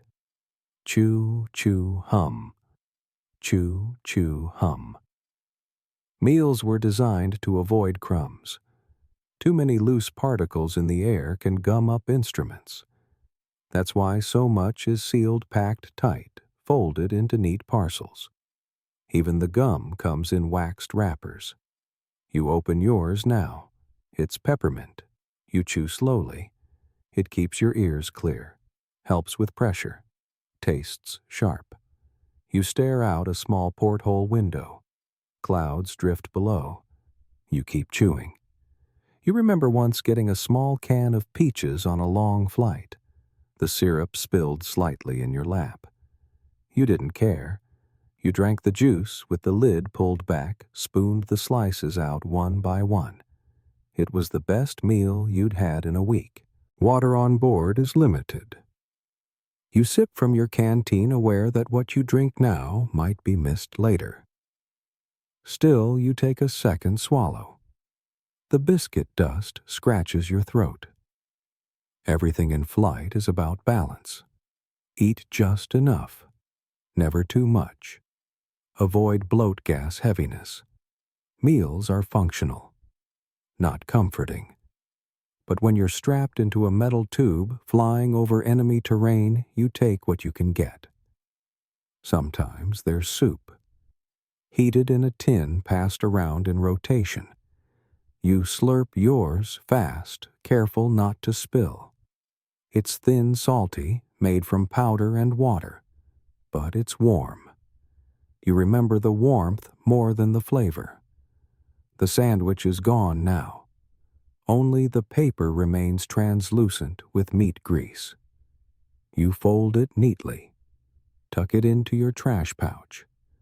The chocolate bar is gone too. Only a few flakes remain on your lap. You brush them away. Food in the air is not a meal. It's a pause, a moment to think about your feet, your stomach, your hands. It grounds you, ironically. You feel the descent begin. The pressure changes. Your ears pop. You chew your gum again. Sip your water. Fold your tray. Stand when told. You're back on the ground. The plane stills. The food fades. But your stomach is no longer empty. That's the point. You sit cross-legged on a patch of dry grass, staring down at a square chocolate bar wrapped in brown waxed paper. The label reads simply, Ration Type D. You've seen these before. Too many times. They show up in K-Rations aircrew kits, emergency pouches, even lifeboat survival boxes. They're supposed to be chocolate, but no one calls them candy. You peel back the wrapper. The surface is dull hard, slightly gray along the edges. Not a melt. Just age. You bite down. Or try to. The bar resists. Like concrete. You try again, clenching your jaw until it cracks. Not your tooth, thankfully, but the bar itself fracturing into coarse chunks that dissolve only with effort and saliva. It tastes like cocoa, kind of. Powdered milk, definitely. Sugar, faintly. Mostly it tastes like ration math and good intentions. You chew slowly, letting the bitterness spread. It was never meant to be enjoyed. It was meant to keep you alive. The Type D bar was formulated by the Quartermaster Corps and Dr. Paul Logan not to satisfy hunger, but to prevent starvation. Each bar packed 600 calories in just 4 ounces. 1 bar in your pocket could sustain you through a forced march. 3 bars a day made a full emergency ration. If you were lucky. Historians still argue whether the bar was edible by design or if the taste just didn't matter. Some say it was intentionally unpleasant, so soldiers wouldn't eat it unless desperate. Others argue the bitterness came from logistics, cheap ingredients, no preservatives, high melting point. Either way, you chew and chew. A quirky side note soldiers used to nickname the bar Hitler's Revenge or Fort Knox Fudge. One man claimed it was better used to patch boots than to feed bellies. Another filed a report suggesting they should be issued with dental insurance. You swallow and take a sip of canteen water. The crumbs in your mouth stick to your gums. You wipe your lips and tap the bar gently against your mess tin. It barely dents. There's another kind of bar slightly more forgiving called the tropical bar. It was made to withstand the brutal heat of the Pacific Theater. High cocoa content, low melt point, wrapped tightly in wax. You tried one once in New Guinea. It was denser, darker, and almost good. Almost. You pull out a second bar from your pack. This one's part of an emergency flight kit. Same packaging. Different taste. The chocolate is mixed with oat flour, soy protein, and vitamin supplements. You break it open and sniff. It smells like chalk and cocoa powder. You break a piece off and chew. It clings to your tongue like wet sawdust. A corporal nearby sees you eating and groans. He says he'd rather eat his boot sole. Then he does just that, chews the edge of his boot for effect. Everyone laughs. Then goes back to their rations. You remember hearing about a squad that melted their D-bars over a fire, mixed the paste with water, and added crushed crackers. Called it field pudding. The taste didn't improve, but the texture changed. Sometimes that's enough.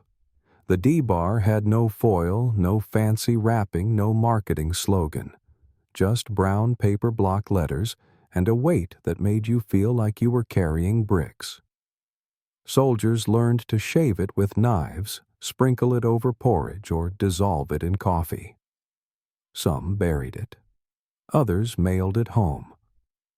You finish the chunk in your hand and brush the crumbs off your pants. Your mouth is dry again. You drink more water. The aftertaste lingers. Not sweet, not bitter, just there. You unwrap the third bar. This one came in a Red Cross parcel. It has a label that says Special Chocolate Non-Ration. It's darker, softer, smells like real candy. You break it open and share it with the man next to you. He bites in and grins, says it tastes like Saturday. For a second you remember what that means. Cold root beer, movie popcorn, pie. Then the moment passes. You repack the empty wrappers and fold the one good piece of chocolate left into your breast pocket. You'll save it, maybe for tomorrow, maybe for after the march. You look around. A few others are chewing. Quiet, heads down, boots off, sun overhead. No one's rushing. Chocolate bars slow you down. In a few hours, you'll be back on the road. Pack strapped, rifle slung, another mile, another checkpoint. But for now, you've had a meal, if you can call it that. You stand, stretch, yawn, and think it wasn't candy, but it was enough. You crouch near a low fire built between 3 stones, the orange glow flickering against your mess kit. The flames lick the bottom of a dented pot filled with a yellowish mixture that resembles scrambled eggs, if you use your imagination. Powdered eggs, to be exact. Rehydrated with water from your canteen and stirred slowly until the lumps reduce from golf ball-sized to walnut-sized. This is breakfast. You dip your spoon in watching steam rise as you stir. The powder was sealed in a wax-lined packet labeled Eggs Dehydrated Type B. It had the consistency of chalk dust when you opened it. Now it looks like soup gone wrong. You lift a bite to your mouth. The flavor is faintly egg-like. The texture is not. Across from you, a friend is heating up canned macaroni. The label reads macaroni with tomato and cheese. It smells like something close to lunchroom food. It plops out in a solid chunk and holds its shape for a moment before melting into a stew. He breaks it apart with a spoon and offers you a bite. You take it. It's soft, bland, warm. There's a trace of tomato and a ghost of cheese. You nod. Field rations evolved during the war, driven by necessity and innovation. The Quartermaster Corps tried hundreds of test items, dehydrated soups, compressed vegetables, gelatinized broths, all aimed at reducing weight and extending shelf life. Eggs, milk beans, and pasta were especially popular because they could be dried and reconstituted with minimal effort. Historians still argue whether these field experiments improved logistics or just created more complaints. Soldiers often resented the strange textures and off colors. But when the supply trucks were days behind and the only alternative was going hungry, powdered eggs and canned macaroni looked pretty good. You eat another spoonful of eggs. The flavor improves as it cools. Or maybe you just get used to it. You chew slowly, imagining toast. Maybe bacon. Not here. You remember a time someone mixed powdered egg with dried potato flakes and made something like a patty, fried it on a hot stone, called it a field omelet. It tasted like glue, but it stayed down. The macaroni can is half empty now. Your friend offers another bite. You accept. The sauce coats your mouth. The noodles are soft broken from the can's shape. No al dente here. You open a side packet of dried fruit. Apples, it says. You pick up a piece and bite down. It's chewy, tough, slightly sweet. The label promises vitamin C. You eat the rest, chewing each piece until your jaw aches. One quirky memory sticks in your mind, a lieutenant who mixed powdered eggs with hot chocolate mix and called it choco omelet. No one else ever tried it. He claimed it tasted like pancakes. It didn't. You fish out a packet of dry milk, add it to a half cup of water. Stir. It doesn't dissolve completely. A few clumps float on top. You drink anyway. It's warm, faintly sweet, slightly gritty. Not pleasant, not awful. The goal with field experiments was always simplicity. Open, stir, eat. But the results varied. Some powders refused to mix. Others separated after cooking. You once saw a pot of reconstituted stew turn into soup, then into paste, then back to soup again in 10 minutes. It never looked right. Everyone still ate it. There's a can labeled vegetable hash. You open it. Inside, tiny cubes of potato carrot, maybe rutabaga. You heat it in the same pot used for the eggs. The flavors blend. You scoop a spoonful and taste. It's salty. The potatoes are mushy. The carrots still have bite. Not bad. The military tested dozens of prototypes for meat alternatives. Soy loaf, meat cakes, tinned sausages made from unidentified parts. You tried a soy loaf once. The texture was soft and oily with a brown crust on top from the can's edge. It crumbled easily. The flavor was bland but edible. You remember thinking better than hardtack. You finish the eggs now cool. You scrape the bottom of the pot. A thin film sticks. You leave it. Too stubborn to remove. You open a tin of cheese spread processed. It's thick orange and shiny. You spread it over a piece of dried bread. The bread cracks as you press. You eat anyway. The cheese is salty. The bread is dry. But together they make something that almost feels like food. Powdered mixes weren't just for eggs. You remember soup mix pea. Add water, stir boil. It turned green, then yellow, then brown. The flavor was strong, salty. You drank it straight from the pot. It warmed your hands more than your stomach. You finish with a packet of fruit jelly. It's sticky, tart, and sweet. Made from artificial pectin and sugar. You spread it on a cracker. The cracker bends instead of breaks. The jelly helps. You chew slowly. Another day, another round of field food that barely holds together. But you're full enough. You wipe your mouth with your sleeve. Wash your pot with leftover coffee. It's gritty now, but it gets the grease out. Someone nearby swears he made pancakes using flour and water packets. Fried them on his shovel. You nod. You've done the same. Yours burned. You gather your gear.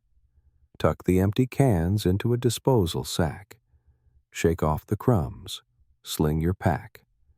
The sky's turning gray. Another mile ahead.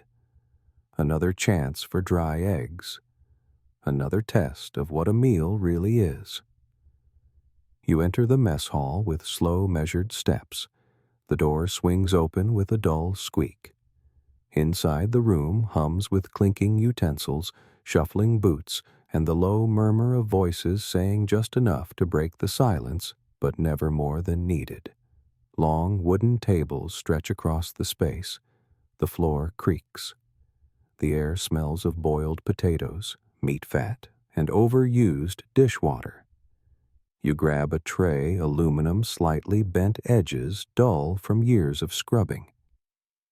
You step into line. A sergeant ahead of you gets a scoop of mashed potatoes with a gray patch of gravy pooled in the center. No words are exchanged. The cook doesn't speak, just ladles and moves on. Your turn. You hold your tray steady. A spoonful of something brown hits the metal with a wet thud. Could be stew, could be beans. You nod and shuffle forward. You find a seat halfway down the middle table.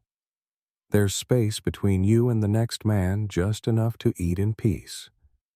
You sit down, lay out your spoon, and dig in. The food is warm. That's good enough. Etiquette in the mess hall isn't spoken. It's understood. Don't linger. Don't speak with your mouth full. Don't cut in line. Always clean your tray. Always wash your hands before entering. Keep your elbows off the table. No hats inside.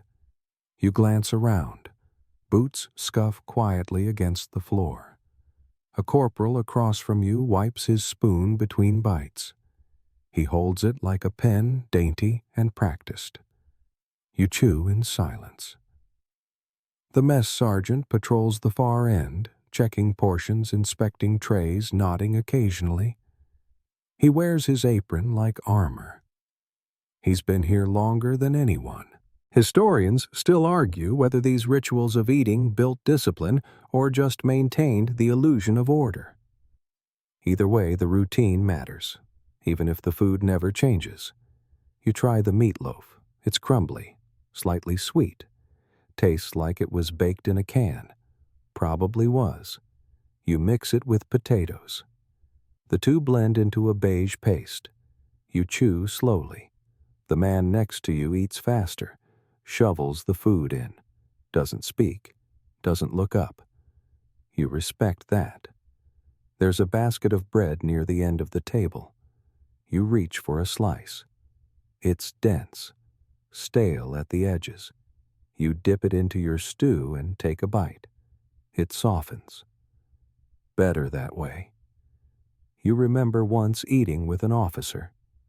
He used a napkin, real silverware. Drank tea from a cup.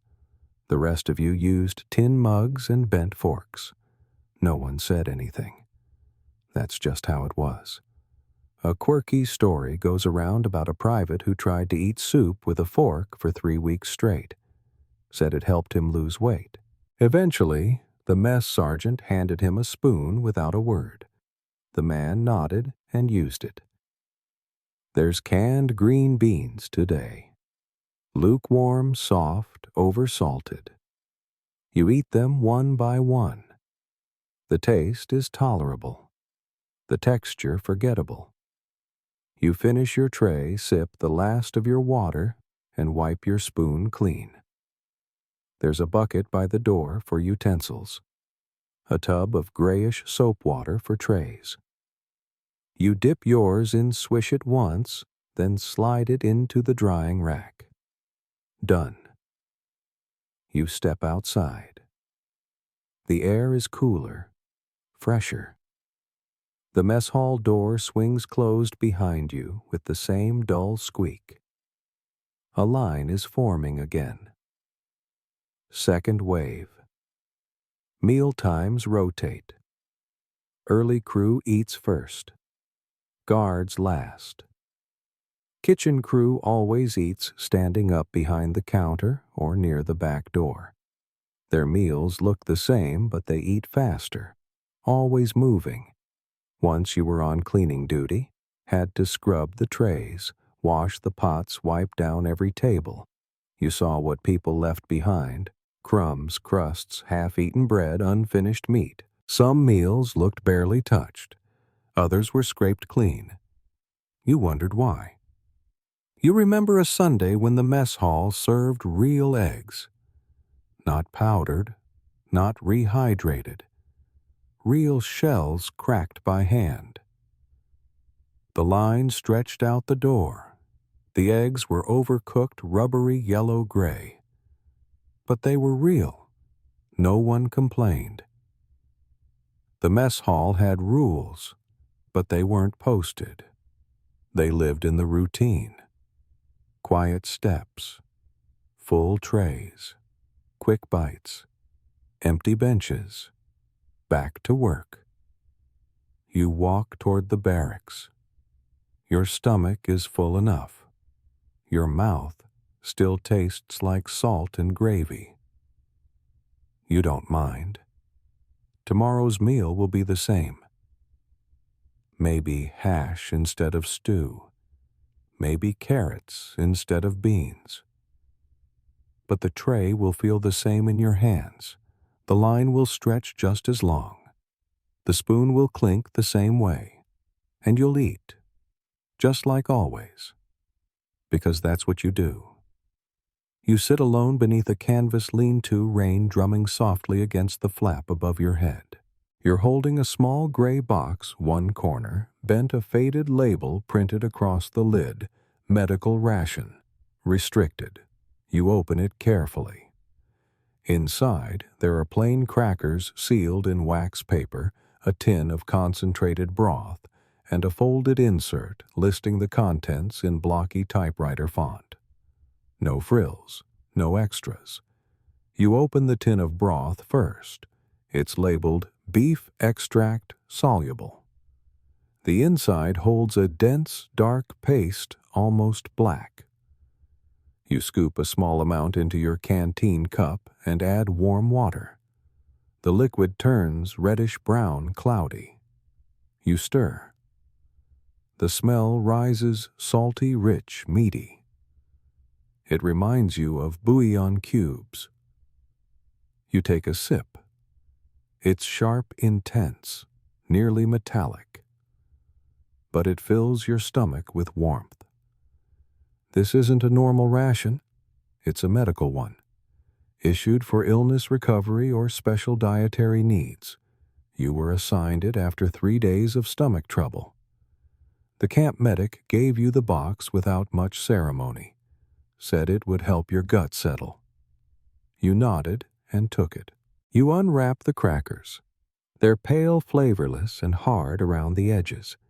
You dip one into the broth. It softens slightly. You chew slowly. The salt from the broth helps.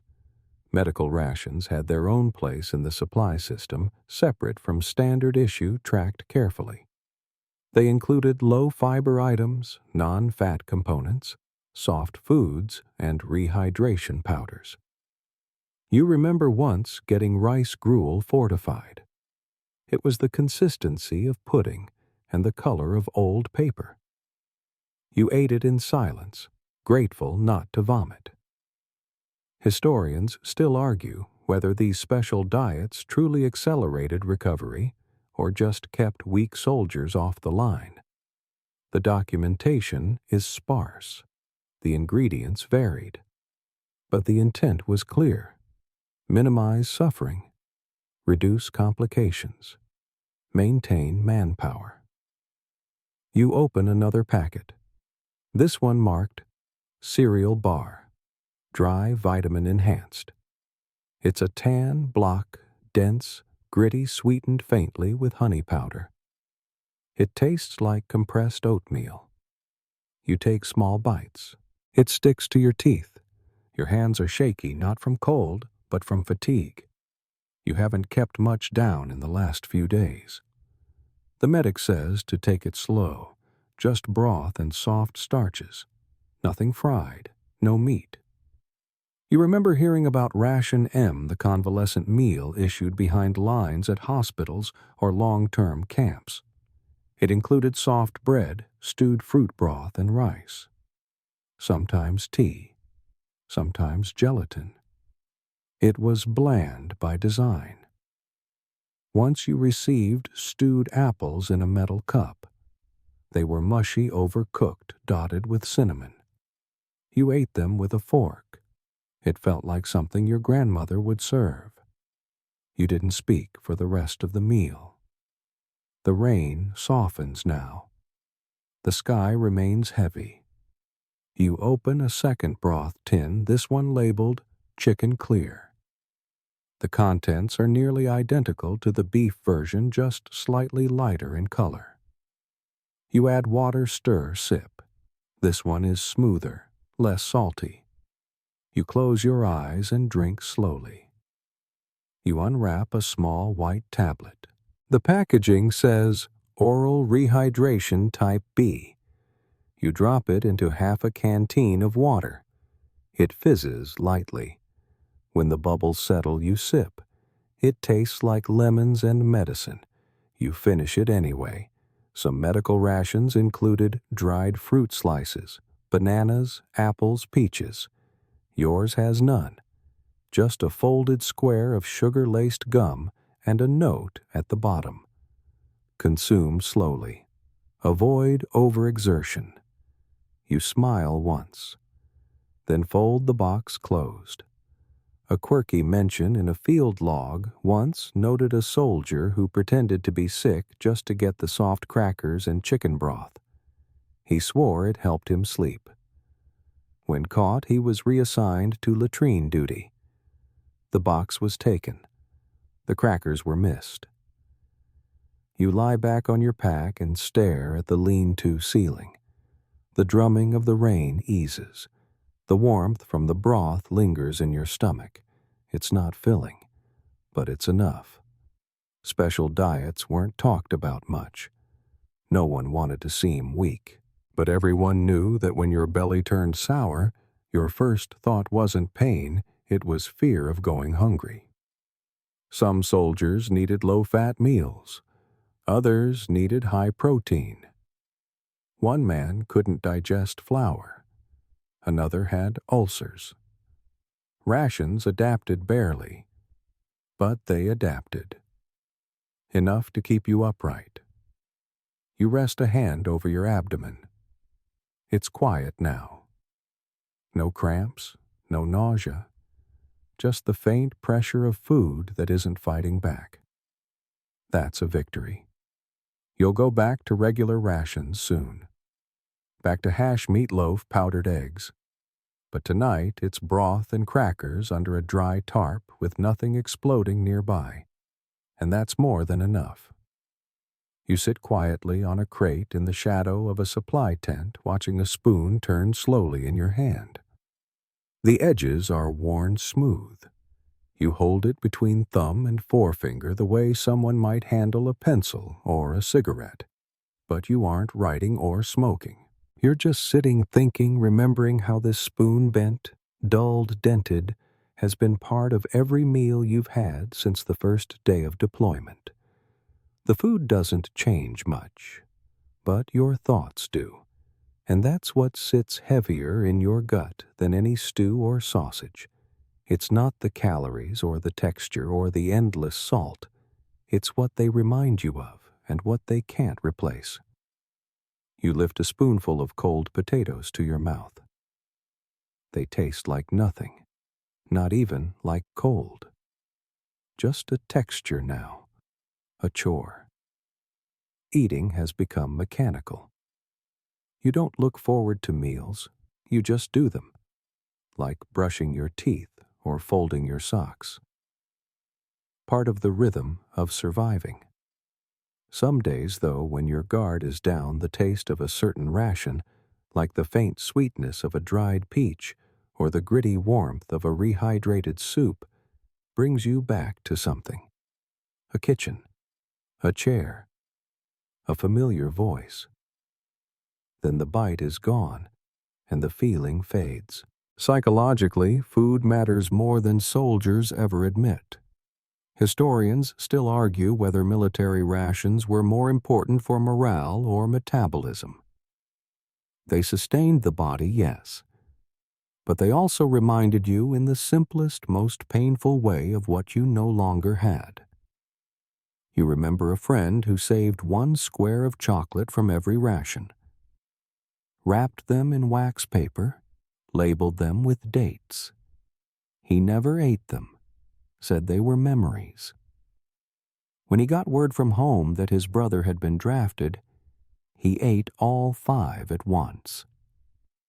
You stir the last of your canned beef with the spoon. It sinks, leaving greasy trails across the surface. You sip it straight from the tin. The warmth does little. The flavor vanishes fast. A quirky detail you once read in a quartermaster's pamphlet: rations were tested not only for taste, but for palatability over time. How did they hold up emotionally? Were they tolerable on day 1 and on day 35? No one ever asked the troops, but everyone knew the truth. One guy in your unit called the cheese spread nostalgia in reverse, said every bite made him feel further from home. Another used to eat with his eyes closed, said it helped him pretend. You tried that once. It didn't work. You just saw more vividly what you were missing. There's no laughter during meals anymore, just chewing and silence, except sometimes, rarely, when someone finds a piece of hard candy in a forgotten pocket. Then maybe there's a smile, maybe even 2.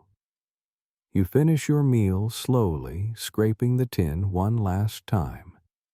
You tilt the container back, drink the final sip of broth, and wipe your lips with the back of your hand.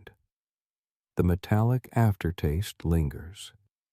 Always does. The cook once said flavor doesn't matter out here. Just function. Just fuel. You nodded at the time. Now you're not so sure. Eating the same thing every day, bland, oversalted, never fresh, starts to scrape at your mind. Not loudly, not all at once, quietly, in the corners. A psychological erosion.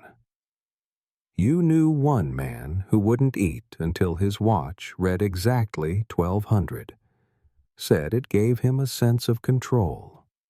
He'd hold a tin of stew in his lap for 20 minutes waiting for the number. Then eat it in silence alone. Always the same time. Every day. You keep your spoon in your front pocket. Always. You've sharpened the edge a little, turned it slightly at the neck. It fits your grip better now. You'll take it home, maybe. Or maybe leave it here, buried in a dirt floor somewhere like the rest of your appetite. A new ration arrives tomorrow. Someone said it has a lemon cookie. You don't believe it. But you'll look anyway. Because in the back of your mind, there's always that thin strand of hope, frayed, faded, stretched to nothing. That maybe the next meal will taste like something again.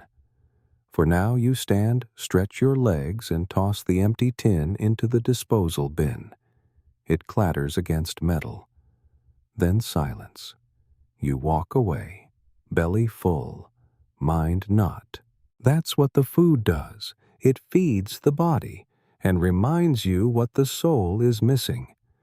You step off the transport and feel dirt again beneath your boots. Familiar terrain. Trees you recognize. The slope of the land under your step feels right. You're back home. Not in the city. Not where you were born. But home enough. Somewhere safe.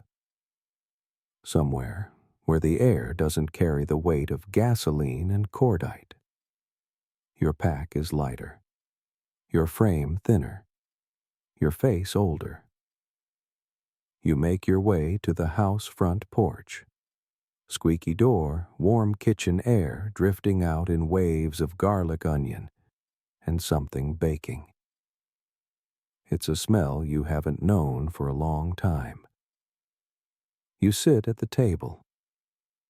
Someone places a plate in front of you. Roast chicken, mashed potatoes, gravy, green beans with butter, fresh bread. You stare at it for a moment. Then, without meaning to, you reach for the spoon in your pocket. Same one from the field. You eat with it now, even here. The food is hot, flavorful, real, but your mouth is slow. Your chewing is careful. Your stomach resists for the first few bites. It's not the food. It's the memory of what food became. You eat a little more, then a little more, slowly, steadily. Historians still debate whether returning soldiers adjusted more quickly to civilian food or to civilian silence. Many say the silence was harder. Your family speaks in quiet tones. They watch you eat. You nod, not smiling. You're not unhappy. You're just remembering. Every flavor, every single taste brings back something else. A tin of peaches, a spoonful of powdered eggs, Spam on a cracker, macaroni warmed over a canteen fire, fruitcake too sweet and too late, coffee that tasted like rust and hope. You chew another bite of chicken. The skin is crisp, the meat tender. You blink once. You swallow. A quirky truth soldiers often wrote home, not about battles, not about fear, but about food. Men who hadn't cried in a year described in great detail the memory of pot roast or biscuits and gravy or strawberry jam on toast. Not because they missed eating, but because they missed feeling full in a way that wasn't about survival. You push your plate slightly forward. Not because you're done, but because you're thinking. Then you look around and reach for the dessert, a small bowl of canned peaches. Same shape, same color, same syrup. But this time, no tin. Just glass. A real spoon. No mud under your boots. You eat the peaches slowly. They're soft, sweet, cool. And for a brief moment, you feel something loosen inside you. A knot, a line, a rhythm. You lean back in your chair, your hands folded across your stomach. There's warmth there now. Not just from food, from stillness. Your spoon lies across the edge of your plate. You don't wipe it. You don't put it away. You let it sit. Because the war is over. But the food will always stay with you. You're back in your own bed now, or maybe just drifting near it. The light is soft. The room is quiet. You feel full in the way only stillness provides. Your breath comes slowly, evenly, like waves brushing over sand again and again. You remember the meals you've heard about tonight, the sounds of mess kits clinking, the soft rip of ration paper, the distant hum of chow trucks, and the hush of chewing behind stacked crates. You remember the heat of broth in a dented cup, the grit of powdered eggs in a wind-blown pan, the way sugar cubes dissolved in silence. Let it all fade now. No more cold cans. No more powdered milk. No more mystery meat packed in olive drab tins. Just the weight of a blanket over your legs. The familiar rhythm of your chest rising and falling. The quiet tick of time passing without urgency. If you listen closely, you can still hear the breath of the forest where men once crouched behind trees to eat their beans. You can hear the low scrape of boots across floorboards in an old wooden mess hall, but they're distant now. Just shadows in your memory, just echoes in your dreams. Let yourself sink. You're warm, you're fed, you're home. You've traveled through a long, slow history, one bite at a time. And now, it's time to rest. Close your eyes. Let the taste fade. Let your breath deepen. Let your hands go still. Tomorrow will wait. Tonight, you sleep.